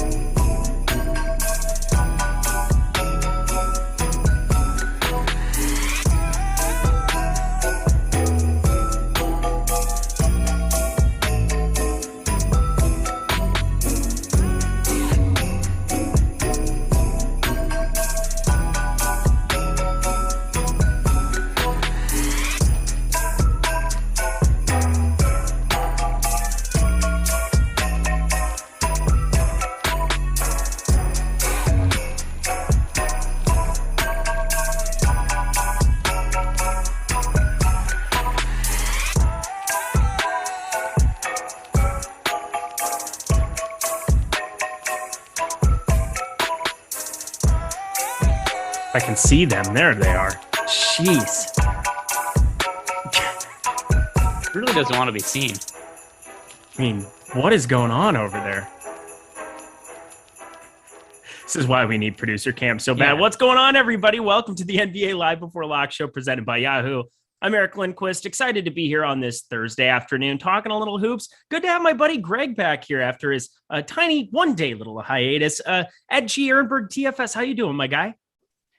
Doing good, and I'm really more interested than anything in Jordan's setup that he has going on over here. Yeah. I've been obsessed with it ever since we saw him. Unfortunately, people at home can't see what Jordan is going on, but he is the worst lighting I've ever seen right now. So he just looks like you could only see an outline of him. He looks like a silhouette. He's about to go on the news and is about to reveal information on some sort of gang or something, I assume. Yeah, That's it's what's going to going be, there's going to be some voice distortion that Yeah. happens once he starts talking. I don't understand what's going on. A little bit of that when I wasn't there. I was across the street and I saw it happen. A little bit of that. Yeah, I'm going to take a picture of what Jordan looks like, and now I could send it to Jordan. He could post it in the YouTube channel, so he could see. But yeah, he just really doesn't want anybody seeing him on camera. Which whatever, it's not for him. I know there's rumors So that he's bad. coming around to it a little bit. I don't know what his reaction is. Usually I could tell when Jordan's laughing or whatever, but not today because we can't see him at all.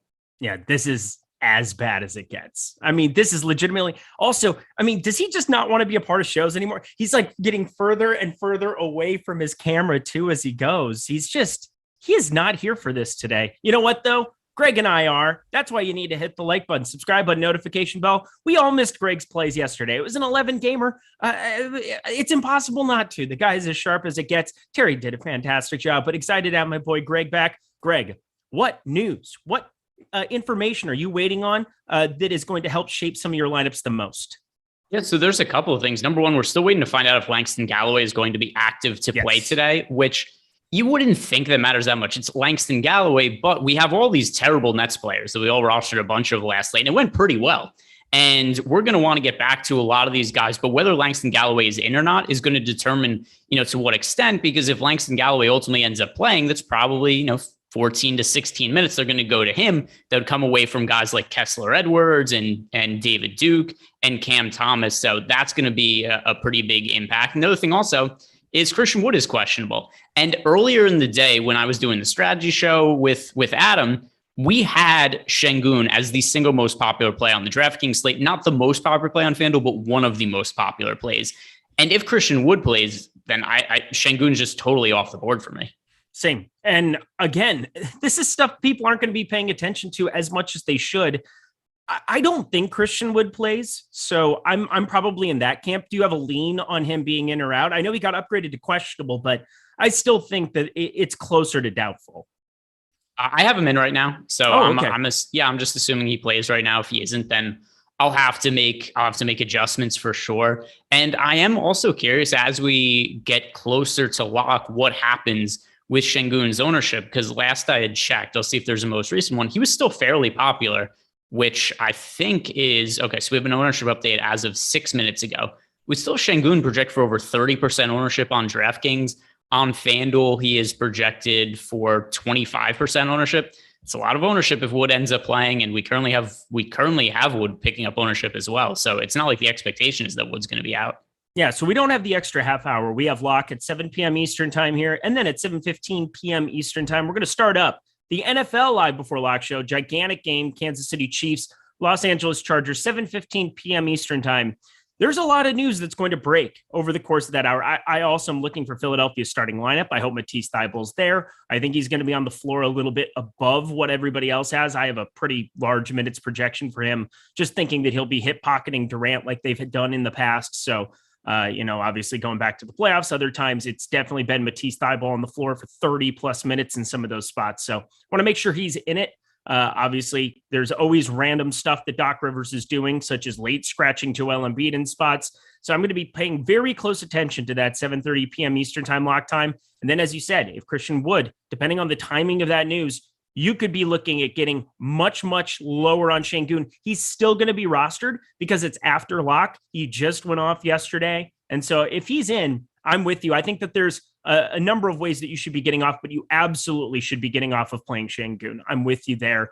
Let's go position by position like we always do here. I'm refreshing to look at the top of the board, and it looks the exact same as it's looked all day at the guard position. Derrick Rose, David Duke Jr., Cameron Payne, Alec Burks, all the guys getting the most rostership over on DK here for this slate. Let's start with the Brooklyn situation because it's very fluid. Obviously, Cam Thomas was a big part of my builds the other day. He's not. He did not come to fruition there for sure. Patty Mills ended up getting there in the overtime period. How are you looking at this Brooklyn rotation at the guard spot?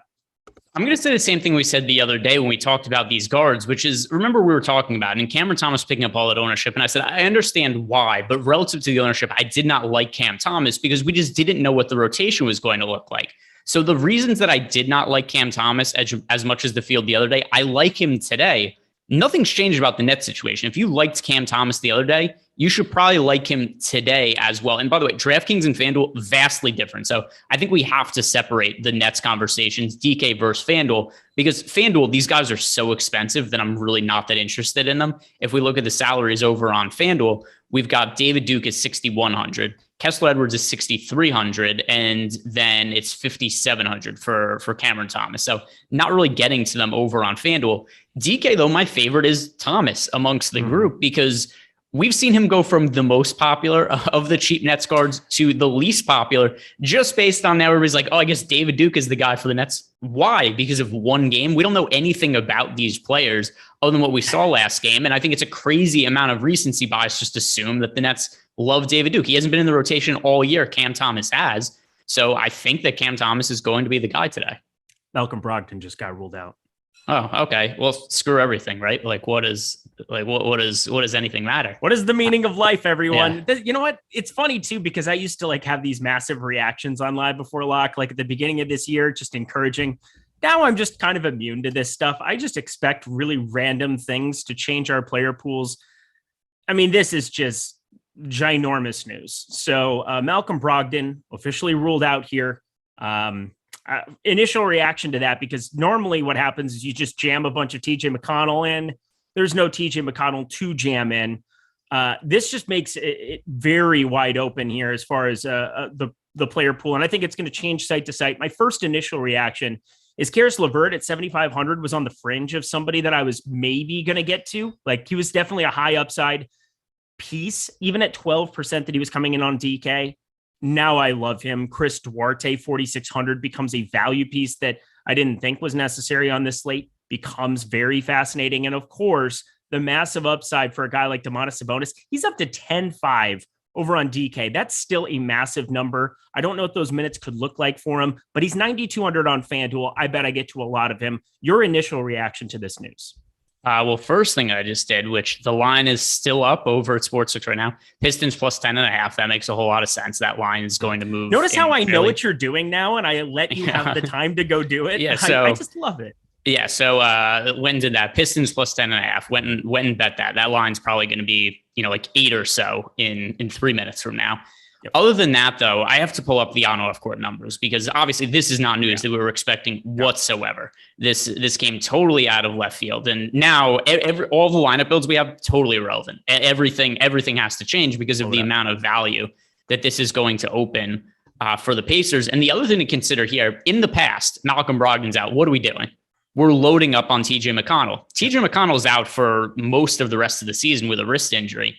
So I'm going to have to now try to figure out, number one, what happens with the usage situation. But then number two, who do we expect is going to pick up the bulk of the minutes? In the past, we've seen when McConnell's out or when Brogdon was both out last year, we saw Aaron Holiday play extended minutes. He's not on the team anymore. So there's all kinds of variables here that are being thrown into the mix. I think we're going to see a lot more ball handling from both Karis LeVert and also from Domantas Sabonis. But I'm looking at the numbers right now. Surprisingly, not really a boost that's gone to Sabonis, at least this year with Brogdon off the court. Per 36 minutes, 21.9% usage rate for Sabonis, scores 41.55 DraftKings points. Miles Turner is scoring 41.02 DraftKings points per 36 minutes.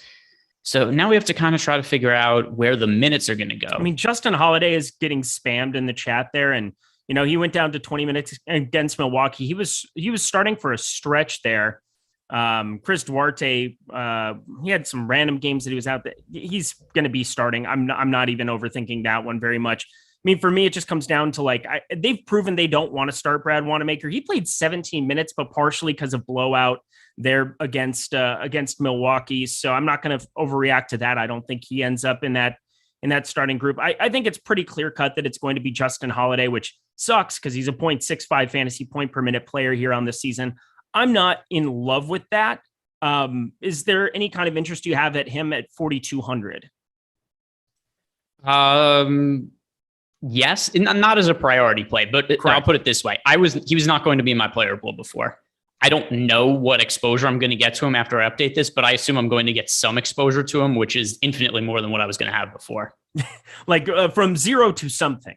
Yes, exactly. Correct. Yeah, I think that's the right way for everybody to just kind of say, oh, I'm going to jam this in. For me, I started with the studs because I think, for me, it brings the studs into a little bit more play. And again, there's Keelan Martin there that, has been playing some low minutes. I brought up O'Shea Brissett yesterday because I was really surprised going through his minutes log here on the slate starter last night with Ryan. And I thought that, he was playing mid-20s minutes, especially the last 3 here. Somebody that last season was a focal point of a lot of builds while Domantas Sabonis was out there, while Brogdon was out. He found a way into that Indiana rotation and played pretty serviceable minutes for them.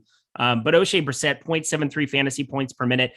All these guys coming in that would be replacements here for Brogdon are low fantasy point per minute players. So I'm basically going to wait for this starting news and kind of fire whoever ends up in that starting unit. I think that's kind of the most intriguing way to go. But is there any stud that you might be prioritizing a little bit more here?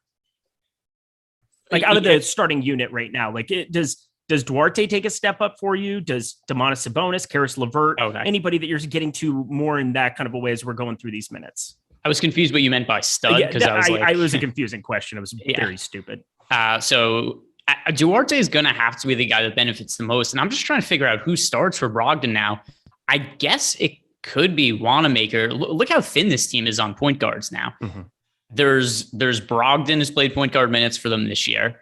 Wanamaker's played point guard minutes. I guess LeVert could play some point guard minutes. And then it's also been TJ McConnell. It's not a team that's very deep on ball handlers. And I think that it's going to be, in terms of cheap guys that benefit the most for me, it's going to be Duarte and Wanamaker. In terms of pay-up options, LeVert, although more so on FanDuel than DK. Okay. All right. Well, we're going to continue moving along here to the other spots. We'll revisit that. We should have that starting lineup. So, you're hanging around here. Hit that like button while we're at it here. We'll be breaking it down as much as possible. Just got news. De'Aaron Fox was placed in health and safety protocols. I mean, this is just getting ridiculous. Tomorrow's slate is going to be just off the chain. But back to this one here, to the top end here, Derrick Rose. This is another focal point of a lot of people's builds here today. He's up to 6,300. He's projecting out so well. I loved him on the last slate, had a ton of him, 31.5. He wasn't a must-have, but I mean, he was in pretty much every winning lineup. He's 6x plus, but Derrick Rose today at 6,300. I know you were lower on him last time around. How do you look at him on this slate?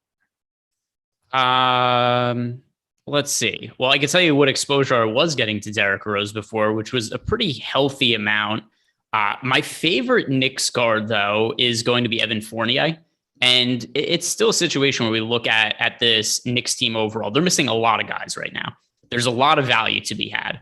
But I think that people are still just gravitating towards whether it's Nets situation or the Knicks situation, who played well last game, and that's ultimately who people want to play. And so I think a lot of people are going to look at what happened, well, also per our ownership projections. I will look at last game and just think this is how players benefit. And it was a matchup against the Knicks, against the Warriors. Nobody from the Knicks did all that well out of the backcourt. We got 31 fantasy points out of Derrick Rose, 24 out of Burks, 21 out of Quickly. In general, all these guys were kind of disappointing relative to what their salaries were for that slate to some extent versus what a lot of people expected. There's no more Kevin Knox for the Knicks. He's in COVID protocols. He's playing 20 minutes. You have to allocate those minutes elsewhere. Evan Fournier sucked last game, but he played 29 minutes. I think that we should still be looking at Evan Fournier as a guy who's going to benefit a lot here. And here's a reference point that I talked about this morning. Mm-hmm. Who do you think is a better player, David Duke or Evan Fournier? Evan Fournier, probably. All right, but they're about the same price too. Mm-hmm. Everybody's playing a whole bunch more David Duke today. And everybody's saying, hey, look, because this was something that was in the YouTube chat during the show this morning. David Duke's in a better situation than Evan Fournier. Is he? The Knicks also have a very thin rotation today. Yeah. And the Knicks have a really good matchup against the Houston Rockets. I think this is a really good situation for Fournier, and people, just the way they view players. It's because we're looking at Fournier relative to his expectations coming in. Everybody's like, oh, Fournier sucks. David Duke is the new big thing for as far as DFS goes. I have Fournier project for more fantasy points than him. I'd rather roster Fournier today. Yeah. Don't Google Neil Lordfield in the chat. There's a reason. There's a reason that's the nickname, but do roster, don't Google. That's probably, that's going to be the theme, I think, for both of us here. I'm a little bit over the field. I'm not going crazy here with him. I don't hate David Duke. Let's just jump over to this. Brooklyn guards. On DK, they're far more intriguing. FanDuel, I'm kind of having a tough time getting to anybody outside of Kevin Durant from the Brooklyn side. I don't know if you're getting to more guys. I mean, I'm getting like a low percentage of them here, but over on DK, much more of a talking point for me. David Duke Jr., Patty Mills, Cameron Thomas. You and I both like Cameron Thomas, I think, above this 3.9%. It makes no sense that this shorthanded of a team would have anybody who's under 5K and you wouldn't have any kind of an interest in. And I'm looking for this Langston Galloway news here, but just rank the Brooklyn Nets value. Let's put Claxton in. Let's put Kessler Edwards in. I know we go position by position, but I think this is a very important talking point for DraftKings.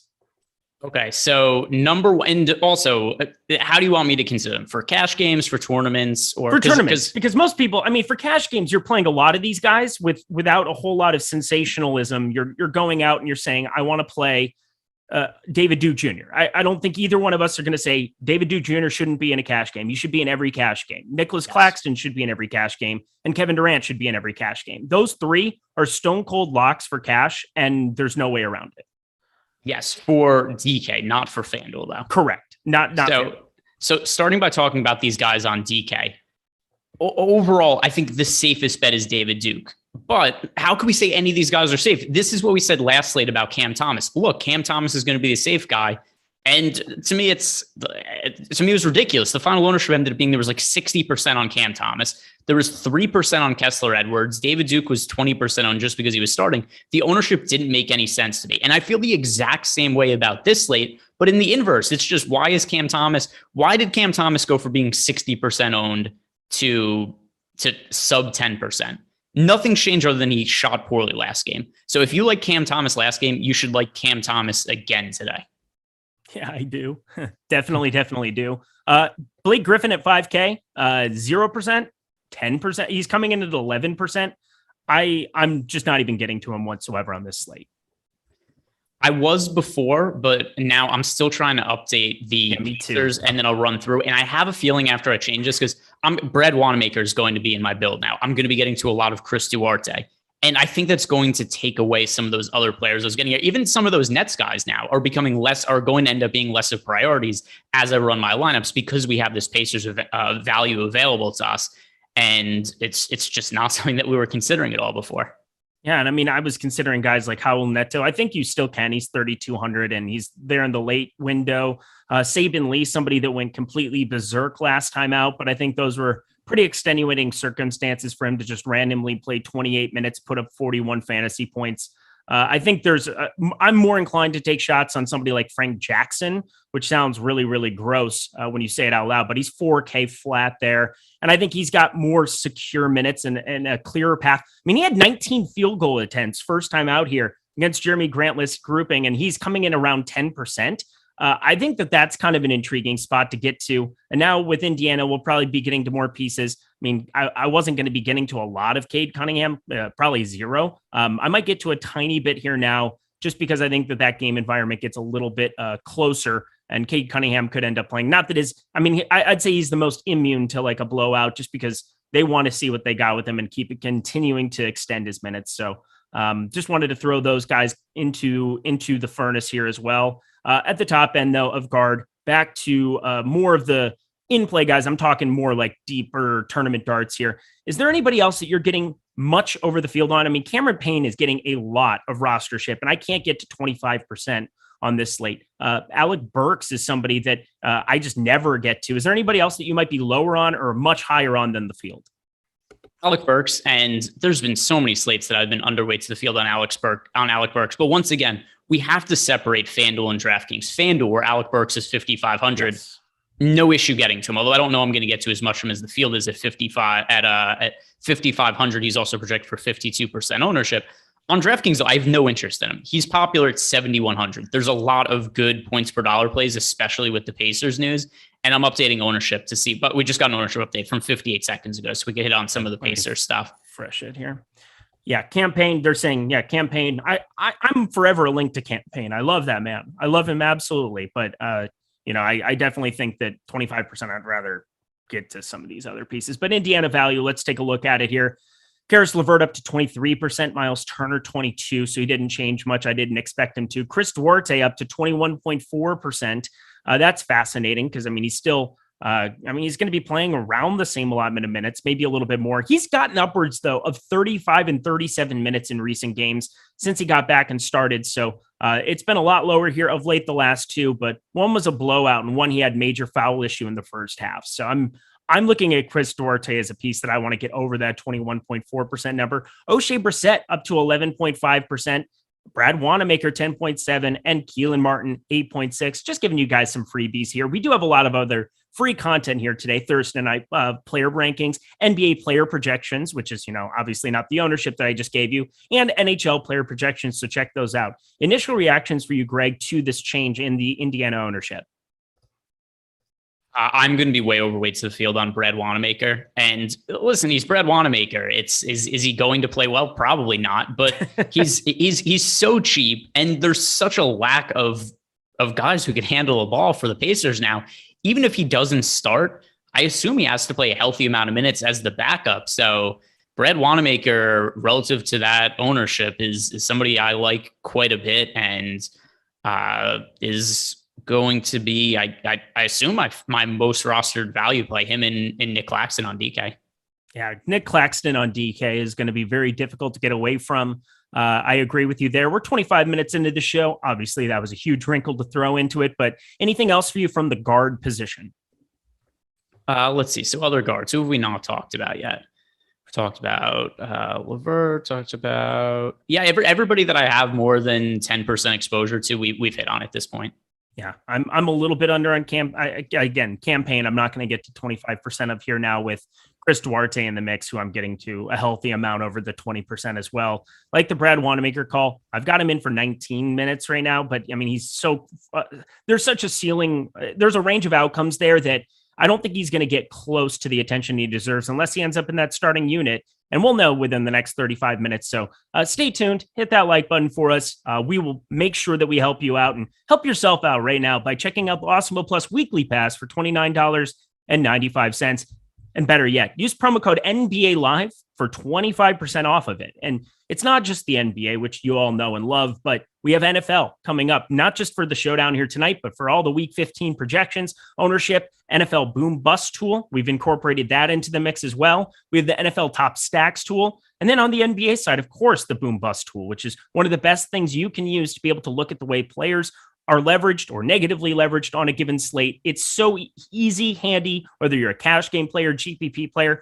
Take advantage of this promotion now, 25% off using promo code NBA Live. We have a weekly package for $16.95 and a $4.95 NBA weekly express package, but for 25% off, makes it super simple. For the cost of maxing out the $1 over on DK, for that 20 max deal, you can get this promotion here. It's just a little bit more than that. Weekly pass, $29.95. Stop guessing, start winning. Join us here at Awesemo Plus today. Let's jump over to the forward position on the top end.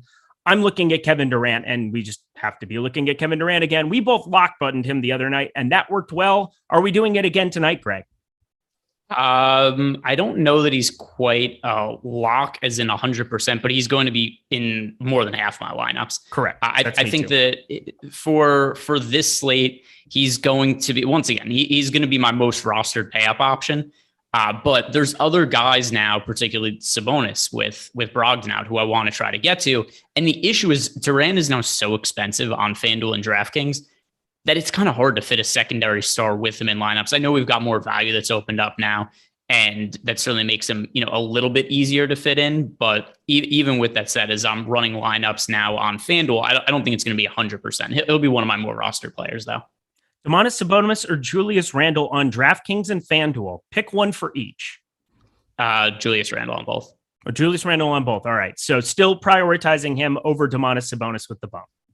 Yeah. So the other thing too is, so Sabonis, it's kind of hard to read into these situations sometimes, because I was looking at the on-off court numbers for the Pacers before. Sabonis is not actually benefited with Malcolm Brogdon off the court this year, but there's also no TJ McConnell now, and it's going to be a full game. And I'm just trying to think, how are the Pacers going to run the offense? And I think there's just more opportunity for the offense to run through Domantas Sabonis in the high post, and they run him as kind of more of a point forward. So that's something I think that maybe they have to play this game differently without Sabonis or McConnell, even if just for the season, the numbers don't bear out that Sabonis would get a massive boost with Brogdon off the court. Good timing. Christian Wood ruled out. So we have no Christian Wood. Şengün, somebody that you can play over on DraftKings or FanDuel at a power forward position. So he becomes the next conversation point here. We're still waiting to see if Daniel Theis ends up playing on this back-to-back. They just got ran over by a train in Cleveland last night. They're going back home to Houston to take on the Knicks tonight. Probably not the greatest situation ever for anybody traveling, but these are professional athletes who travel a little differently than the rest of us. Şengün, I think he's just a massive talking point now of this slate. I guess he was before too, as we were waiting for that news, but initial reaction to Wood being ruled out. I was kind of hoping he was going to play, and I really like Şengün. I think he's the best player on the team. I have him on on a whole lot of best ball rosters, and it's been really frustrating that they just don't play him. But part of the issue is that they also don't play him. So last game, do you know what his minutes allocation was in the first half compared to the second half last game? I think he played like 9 minutes in the first half. Yeah, he basically played garbage time, and that was where his fantasy production came. If that game was competitive, we were looking at under 20 minutes for Şengün last night. So now here's the nice thing though. The Rocks get blown out every single night. They always suck, but they're playing against a pretty beat up Knicks team. So there's all these games where Şengün is like, oh, he's not going to see the court. Then all of a sudden, oh, look, we got 15 minutes of Şengün in garbage time. And because he's amazing, he just crushes. I'm interested to see what his updated ownership is going to be. I certainly like him a lot as a cash game play. For tournaments, I might end up coming underweight to the field on him, though, just from the standpoint of I think it's really hard to project him to play a lot of minutes. Yeah. So, I mean, if you guys don't know, popcornmachine.net, fantastic spot to go check out to be able to see what these rotations look like. And, I spent a lot of time over there, and Şengün played 9 minutes there in the first half, followed by a stint, as you said, garbage time from 7:55 mark until all the way, till the 7:30 mark of the fourth quarter. So, I mean, he had basically a 12-minute rotation there. Came out for like a minute and then closed out the game against Cleveland. So, I mean, he just continued to pour it on there towards the end. He actually played the most time out of anybody outside of Garrison Matthews in the entire game. That's pretty random to be looking at because, again, Şengün, not somebody that they've generally given a long leash to. But if they give him even those 10 minutes in the first half, I got to be thinking 10 minutes in the second half here. There is an opportunity, Daniel Theis being a guy that they have limited on back-to-backs a little bit. He only played 18 minutes, though, yesterday, which kind of gets me a little concerned to think that Daniel Theis might still get to more minutes on this back-to-back here, maybe 24, 23. I'm going to temper expectations simply so I don't get Şengün in every single lineup, because otherwise, if I give him an allotment of 28 minutes like we had last night, that's what's going to happen. How many minutes are you going to give for him? I think probably 22. It's still Fair. a situation. It's so hard to give him big minutes, and the spread is only 6.5. If he starts, I'll feel differently. But still look at the minutes for him the last few games. He played 28 last game, which was a product of garbage time. The games before, they played 25 and 22 minutes. So maybe I'm a little light on him at 22. Maybe I say 24 minutes, but I can't expect him to go play too much more than that because this year he's averaging how many minutes? It was under 20 minutes a game. I know that. Yeah, he's averaging 18 and a half minutes per game. And, I understand that Christian Wood is out now, but we saw Christian Wood out earlier in the year, and there was games where Şengün was starting. He still played low minutes. So Silas does not love to play Şengün big minutes. And it's really annoying because I love Şengün. Yeah, he's really, really fun to watch. I remember his very first game because I didn't play preseason this year. Just too many moving parts for me. I love generally playing a lot of NBA preseason. I let Ryan have all the money this summer is what it was. I'm just so loving like that I allowed Ryan to just run over everybody. You're welcome, Ryan. But yes, I absolutely love Şengün. He's so fun to watch. It's like a carp out of water. He's just so like his talent is just ridiculous. And nearly 3 assists per game in his limited 18 minutes. So, I mean, he's got pretty good court vision. He's only going to get better. Turkish League MVP. That's the 3rd best league behind EuroLeague NBA that you have in existence. So I definitely think he is going to be a special piece of that basketball team at some point. Maybe not so much today if I'm not going to have the 100% you would normally think. If you gave me 28 minutes of him, I would play 100% every time. I just don't think I can get to that kind of minutes allotment for him here. So everybody else have a blast figuring that out. Anybody else from the Houston side? Because I think everybody sees a usage bump. This is just such a garbage basketball team. I mean, Jae'Sean Tate, I probably wasn't going to get to, and now I'm going to get to a little bit there. Garrison Matthews, KJ Martin, I just don't want to make him a thing again. 4,100. I thought he was much, much higher owned than he should have been on an 11 gamer yesterday. Is there anybody else from Houston that you're getting to in a meaningful way now that we know that Wood is out? So I think that Daniel Theis is going to make sense, particularly on DraftKings. Theis is 3K, the flat minimum, and I assume that Theis starts ahead of Şengün. Do you assume the same? 100%, especially because they played 18 minutes. If Theis had played like 28 yesterday, he could have probably gotten rested here in this spot. I think he starts and it's a full go for him.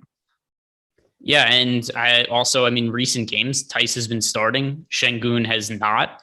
Now, I still think Şengün should play more minutes, but who knows? We've seen Daniel Theis also really weird. So here's Theis's last, a week and a half now. He's been a DNP coach's decision and also started games. So this entire Rocket situation is totally weird. But still, yesterday, like you said, he played 18 minutes, but the game ended up being a blowout, and he might have played more than Şengün had the game stayed competitive. So I do think that's a really good pivot play because it doesn't look like people are going to be playing Daniel Theis. We just got an ownership update, and we currently have Şengün projected for 43% ownership on DraftKings. Theis, who's likely going to be starting ahead of him and is the flat min, is projected for 7% ownership. And Brad Wanamaker starting. I was already going to get to a whole bunch of Wanamaker. It's annoying because now I know you're bummed out. I had a lot too. I bumped his projection manually and kind of just went nuts with you. I think that made a lot of sense. He's 3K flat. He's in the starting unit here. I'm just going to have an ungodly amount, maybe all of it. Yeah, I have no issue with that on DraftKings. On FanDuel too, where the min price is different still. Give me a lot of the Brad Wanamaker because I like we were going through before when talking about Indiana. Who else is playing the point guard minutes for them? There just aren't options. Yeah, Brad Wanamaker, Karis LeVert, Justin Holiday. So Holiday in the mix there as well. Sabonis and Turner.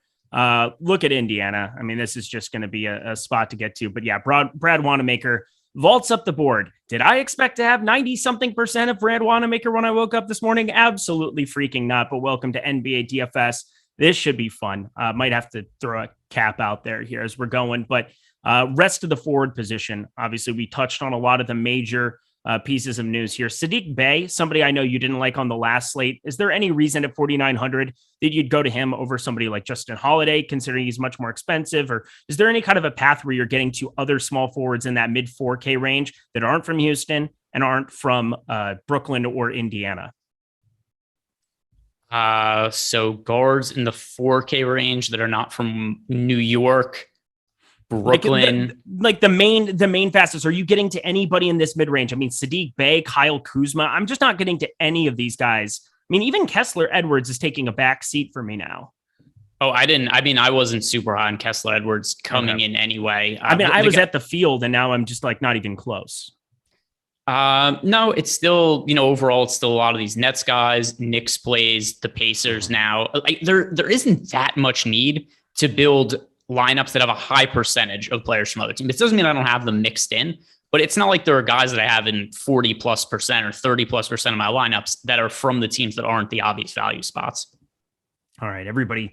100% lock. I'm just going to kind of put it in and let it spit out the way that it comes out. Hamidou Diallo in that starting lineup again here for Detroit. Hayes, Cunningham, Diallo, Bey, Stewart. Hamidou Diallo. Did you have any interest on this slate? Not really. I think I have like 5% of them. At least that's what I had in my last build. I'm still rerunning it. but let's see. So something that actually I think we should talk about, though, Chris Duarte isn't starting for the Pacers. I still think he benefits from the absence of Malcolm Brogdon, but I'm not going to get as much of him now as I was going to before because we've got Justin Holiday and Brad Wanamaker starting. Duarte is not. Yeah, that's crazy. I didn't even pick up on that here. Obviously, he started every other game here recently. I'm still going to get to a little bit, but as you said, that is kind of fascinating. I completely blew over that. So thank you for grabbing that. I'm trying to get this Houston stuff updated here because I'm worried about how much Şengün I might end up with still. I need to just cap it and move on with my day here. But yeah, Duarte there. Justin Holiday now. He was a piece that I was already getting to a little bit. I was higher than the 15 we had projected there for him over on Awesemo. I had him at 22, and I'm going to kind of be staying there. And he was projected for just under 24 minutes in that starting unit. We've seen a number of times. There's still a large range of outcomes for what those minutes could be. He's played as low as 20 and as high as 35 minutes in recent starts that he's had going back to the middle of November. I think it's a very wide range of outcomes, and it could just be based on he either plays well and smashes and you get 35 minutes of him, or he doesn't and he plays limited minutes and O'Shea Brissett and Chris Duarte get a ton. Do you kind of agree with that, and any interest in Justin Holiday for you?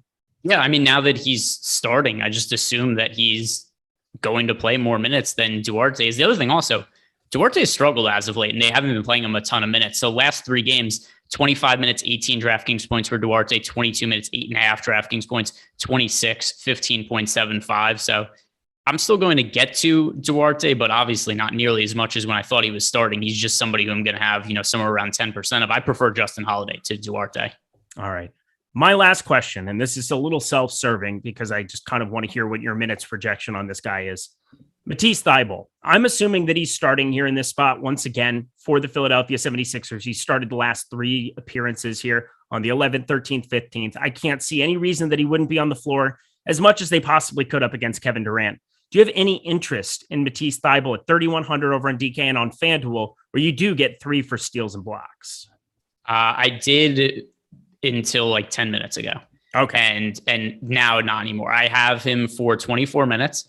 I agree with you. I think he's going to start in this spot. We have no George Niang for the 76ers. There is no Furkan Korkmaz.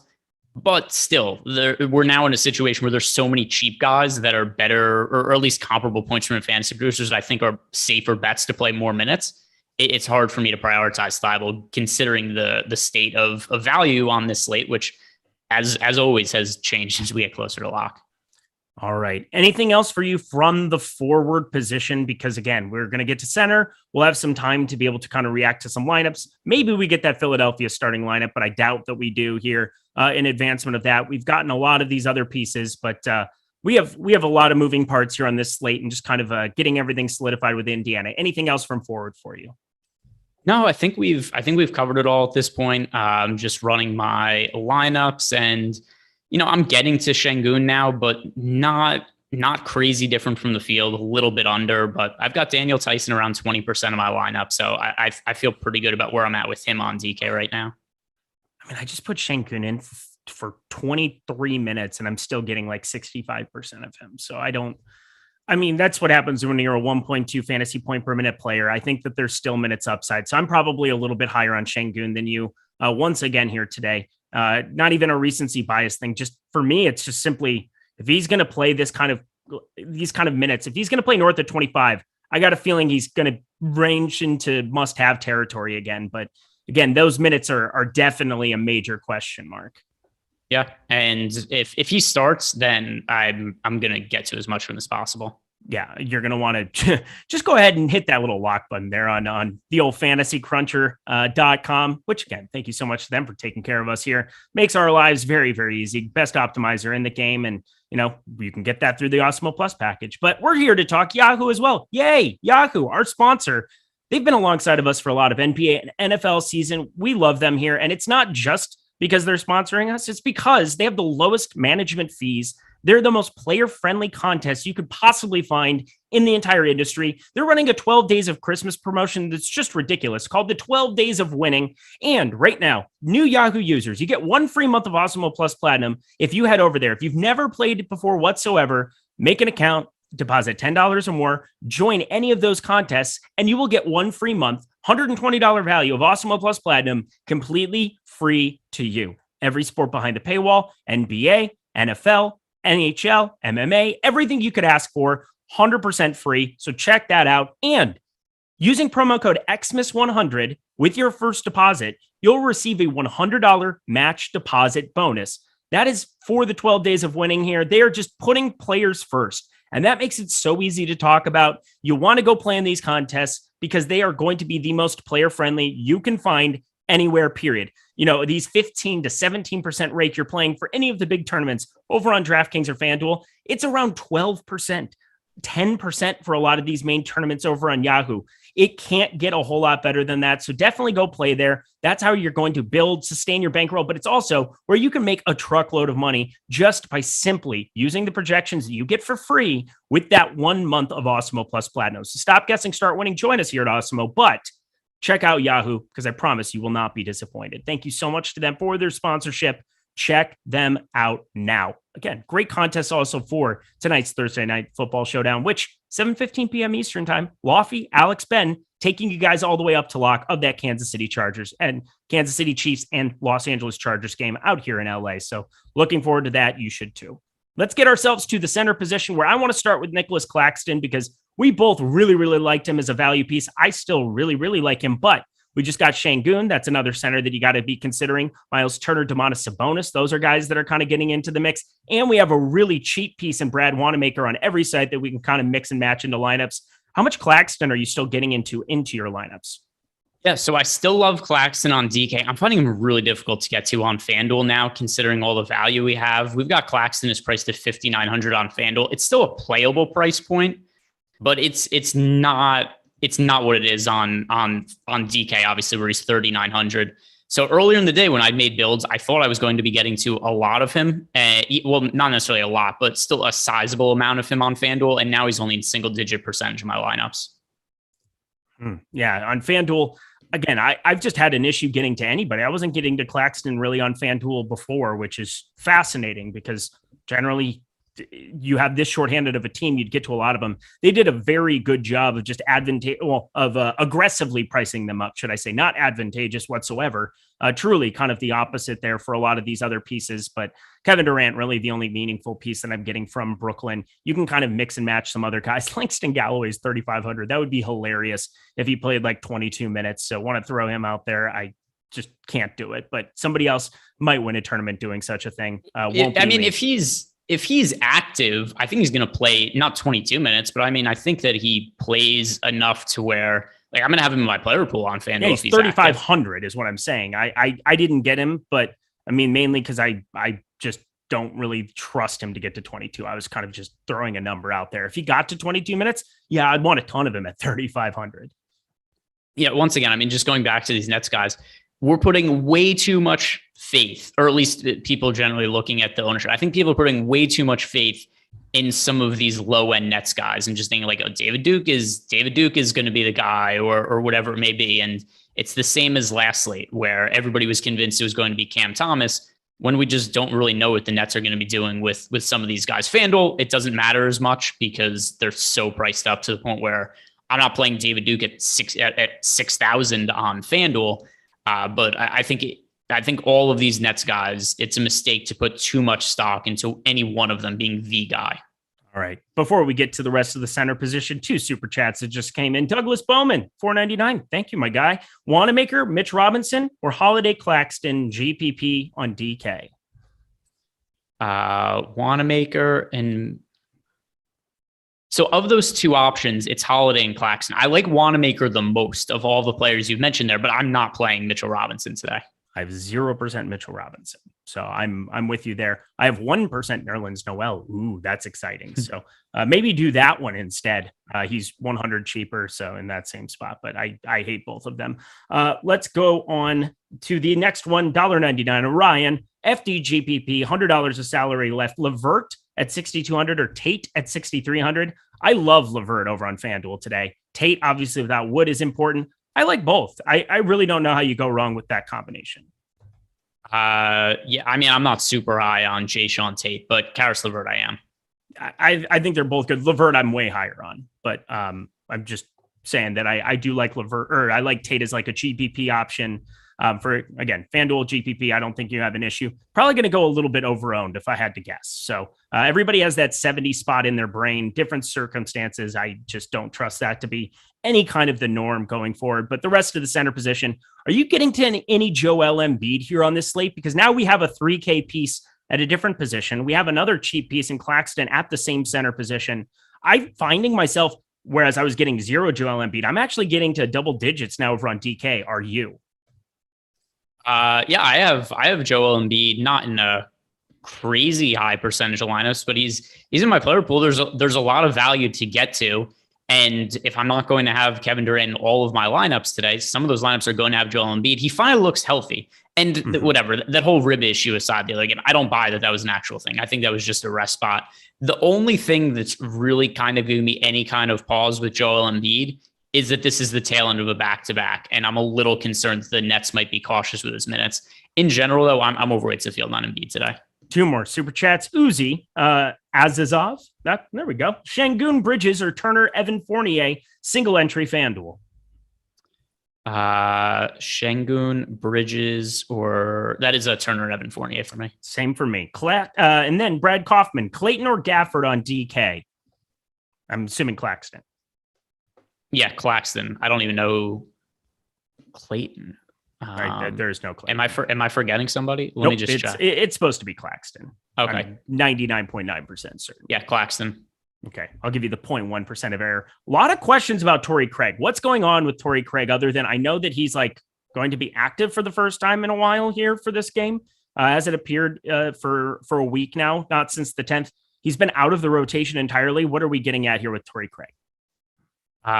Maybe minutes, maybe not minutes, and he's not going to be in my DFS lineups. Yep, there we go. There's the right answer. I just saw a ton of questions about that. Watch him go for 25 minutes and just smash now. That would be by the way, 25 minutes of Torrey Craig is probably not enough to smash. It's true. He's had some random like outlier games yes, this season, and it's been disgusting. And I have not been there for any of them, and I will continue to not be there for any of them. But best of luck to you. Should I play Giggity at 4K or Googity at 5.2K? I don't know what you're saying there. But fun. Let's keep going with the center position. DeAndre Ayton, I'm far lower on than I was here before, mainly because on DK, where I have most of my exposure, 8,800 is just a hefty, gigantic number. He ended up needing that overtime period to really put it over the edge. I don't expect 45 minutes. He's coming back from a non-COVID illness, but like 8,800 for him to come in at 16%, that just feels very, very wonky and weird to me.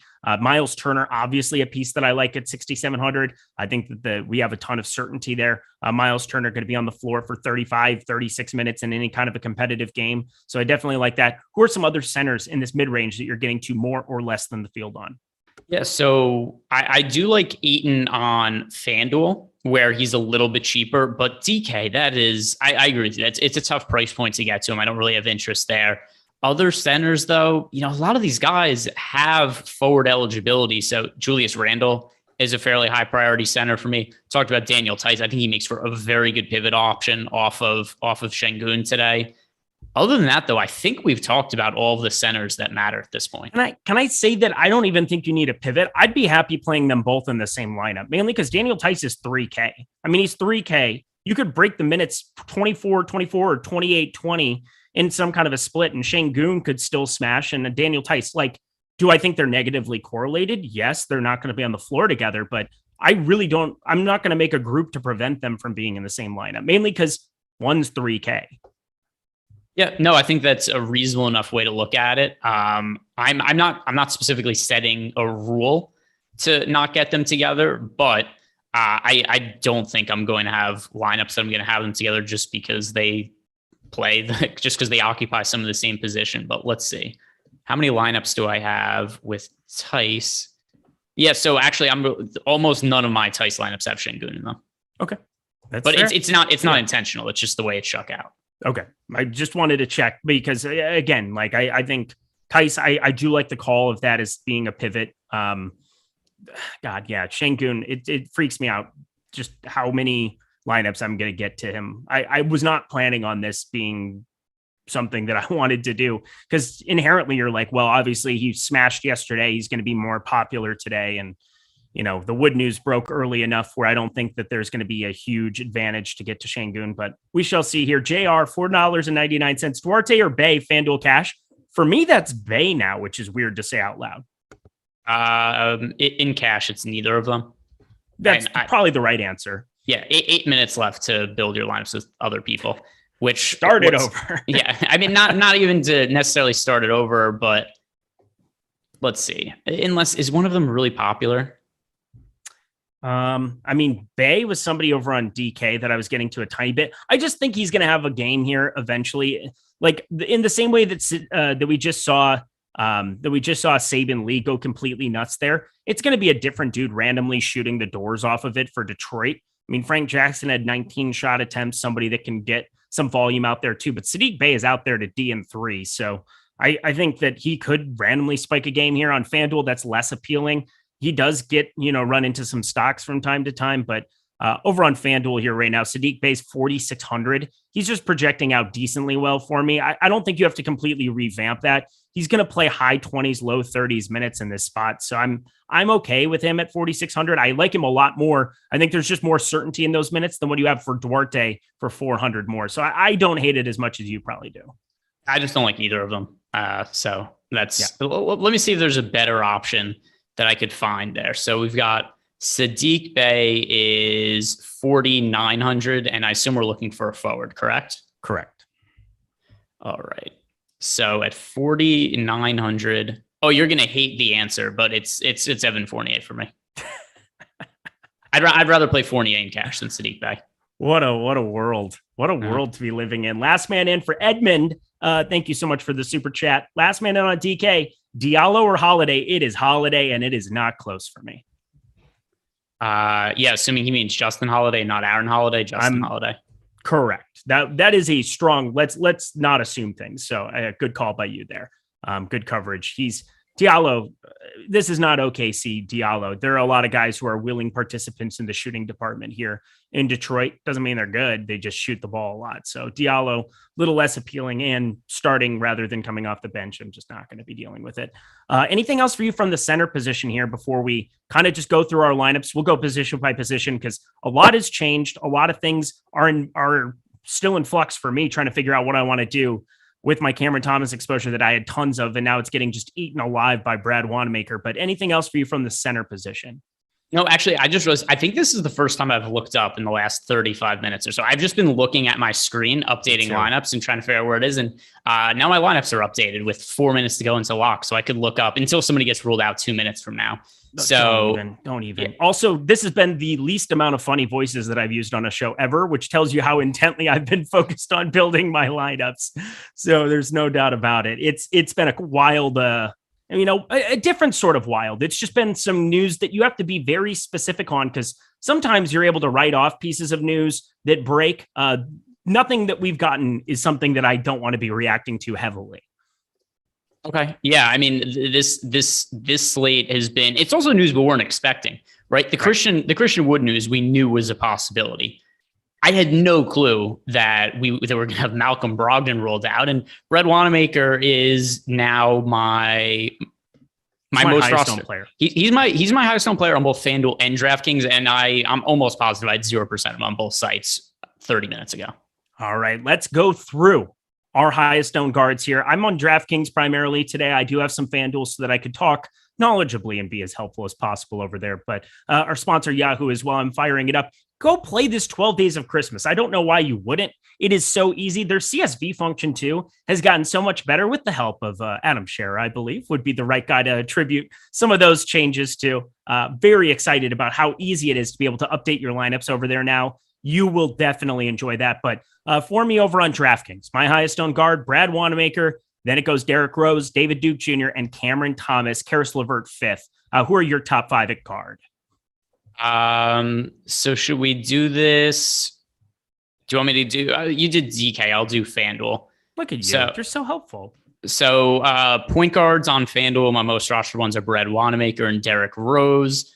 And at shooting guard, it is Karis LeVert, Alec Burks, and Evan Fournier. All right, heading over to the. Oh, okay. We'll go specific by position there. Small forward for me, Kevin Durant, David Duke Jr., that shouldn't surprise anybody. Justin Holiday, that's surprising. Evan Fournier, 4th. And Kyle Kuzma coming up to 5th now, 14.2%. I think between him and KCP, Kyle Kuzma could not have had a larger floor game, but there's still massive upside that exists. High 30s minutes if he's playing decently well there. They ended up getting beat up a little bit by Sacramento. He had been out for a week. I think it's still a decent bounce back spot for him. So I'm a little bit higher on him just for tournament purposes. And then at power forward for me, Kevin Durant. Şengün is number 2 for me. Domantas Sabonis 3, Julius Randle 4, and Daniel Tice coming in 5th. How about for you? All right. So forwards, I guess I'll just do forward. Well, it's kind of hard to really sort by forwards just on FanDuel, but I already talked about Karis LeVert, already talked about Alec Burks, Evan Fournier. So the next guys up for me, Kevin Durant, Miles Turner, and Julius Randle across small forward and power forward. I'm real forever. $5 super chat. Last spot, FanDuel, Şengün or Kuzma for you? Şengün, if it's between those two. Yeah, I mean, I love Şengün here. I'm getting to more of him than I was expecting here. And at center, Şengün qualifies. So there you go. Nicholas Claxton, Domantas Sabonis, Miles Turner, Julius Randle, Joel Embiid, 19%, the first true center there. And Montrezl Harrell, always jumping in our projections. I think this is actually a decent enough spot that I want to get to, plus have some swappability here, kind of figure out how my lineups are doing in the early window and kind of can change accordingly. Who are your highest owned centers, Greg? Yeah, so at center for me, all right, Randle, Turner, Sabonis. So of guys I haven't talked about yet, it's a lot of forwards and then Eaton and Embiid. Somebody just screamed into the void. Raymond Diaz, thoughts on low-owned Sun pieces, DKGPP? I hate them. Suns guys on DK. So Cameron Payne is popular, so he's not going to be one of the low-owned guys.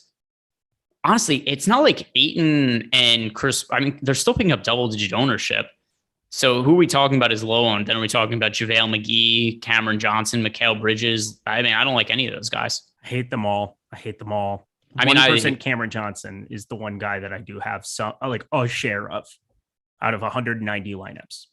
Hate's a little strong, but it's kind of relative to the context of this slate. It's a strong dislike. All right, Greg, anything else that you want to have for parting words for the people? By the time they hear this, they're probably going to be at lock. Just be on the lookout for starting lineups, particularly for the Houston Rockets, because I don't want to tell people not to play Şengün, but be cautious with him if he isn't in the starting lineup. He's going to be really popular today. If he's coming off the bench, I'm going to be underweight to the field on him. Those minutes are no sure thing. Mm-hmm. He played 9 minutes in the first half yesterday. He's very live to play under 20 minutes if he comes off the bench. My big piece of news is we'll have an hour of watching this Detroit-Indiana game before that game tips off. If you're in a world of hurt, get off Şengün. Just do it. Get off Şengün if you're in a world of hurt. If you're doing well, if you're smashing, if everybody in your lineups is going nuts, go ahead and play some Şengün in your life. But he's going to be that popular on the slate. That is the NBA Live Before Lock show. Greg, awesome to have you back, my dude. It really, really enjoyed it. Hopefully you guys all did too. And plus, don't go anywhere. Stick here on the Awesemo channel here. 15 minutes from now, we have Lofty, Alex, Ben, that's the boss man, and Ben Rasa alongside Lofty, the fantastic trio, breaking down everything you need to know for Chargers, Chiefs, for DFS purposes, for betting purposes. Definitely be checking that out. Thank you so much to Jordan Klein behind the paywall, living in the darkness. He's doing the best that he can every single day. Maxi's out. Are you kidding me? Yeah, so got to change everything again. Well, play Shake Milton. Goodbye.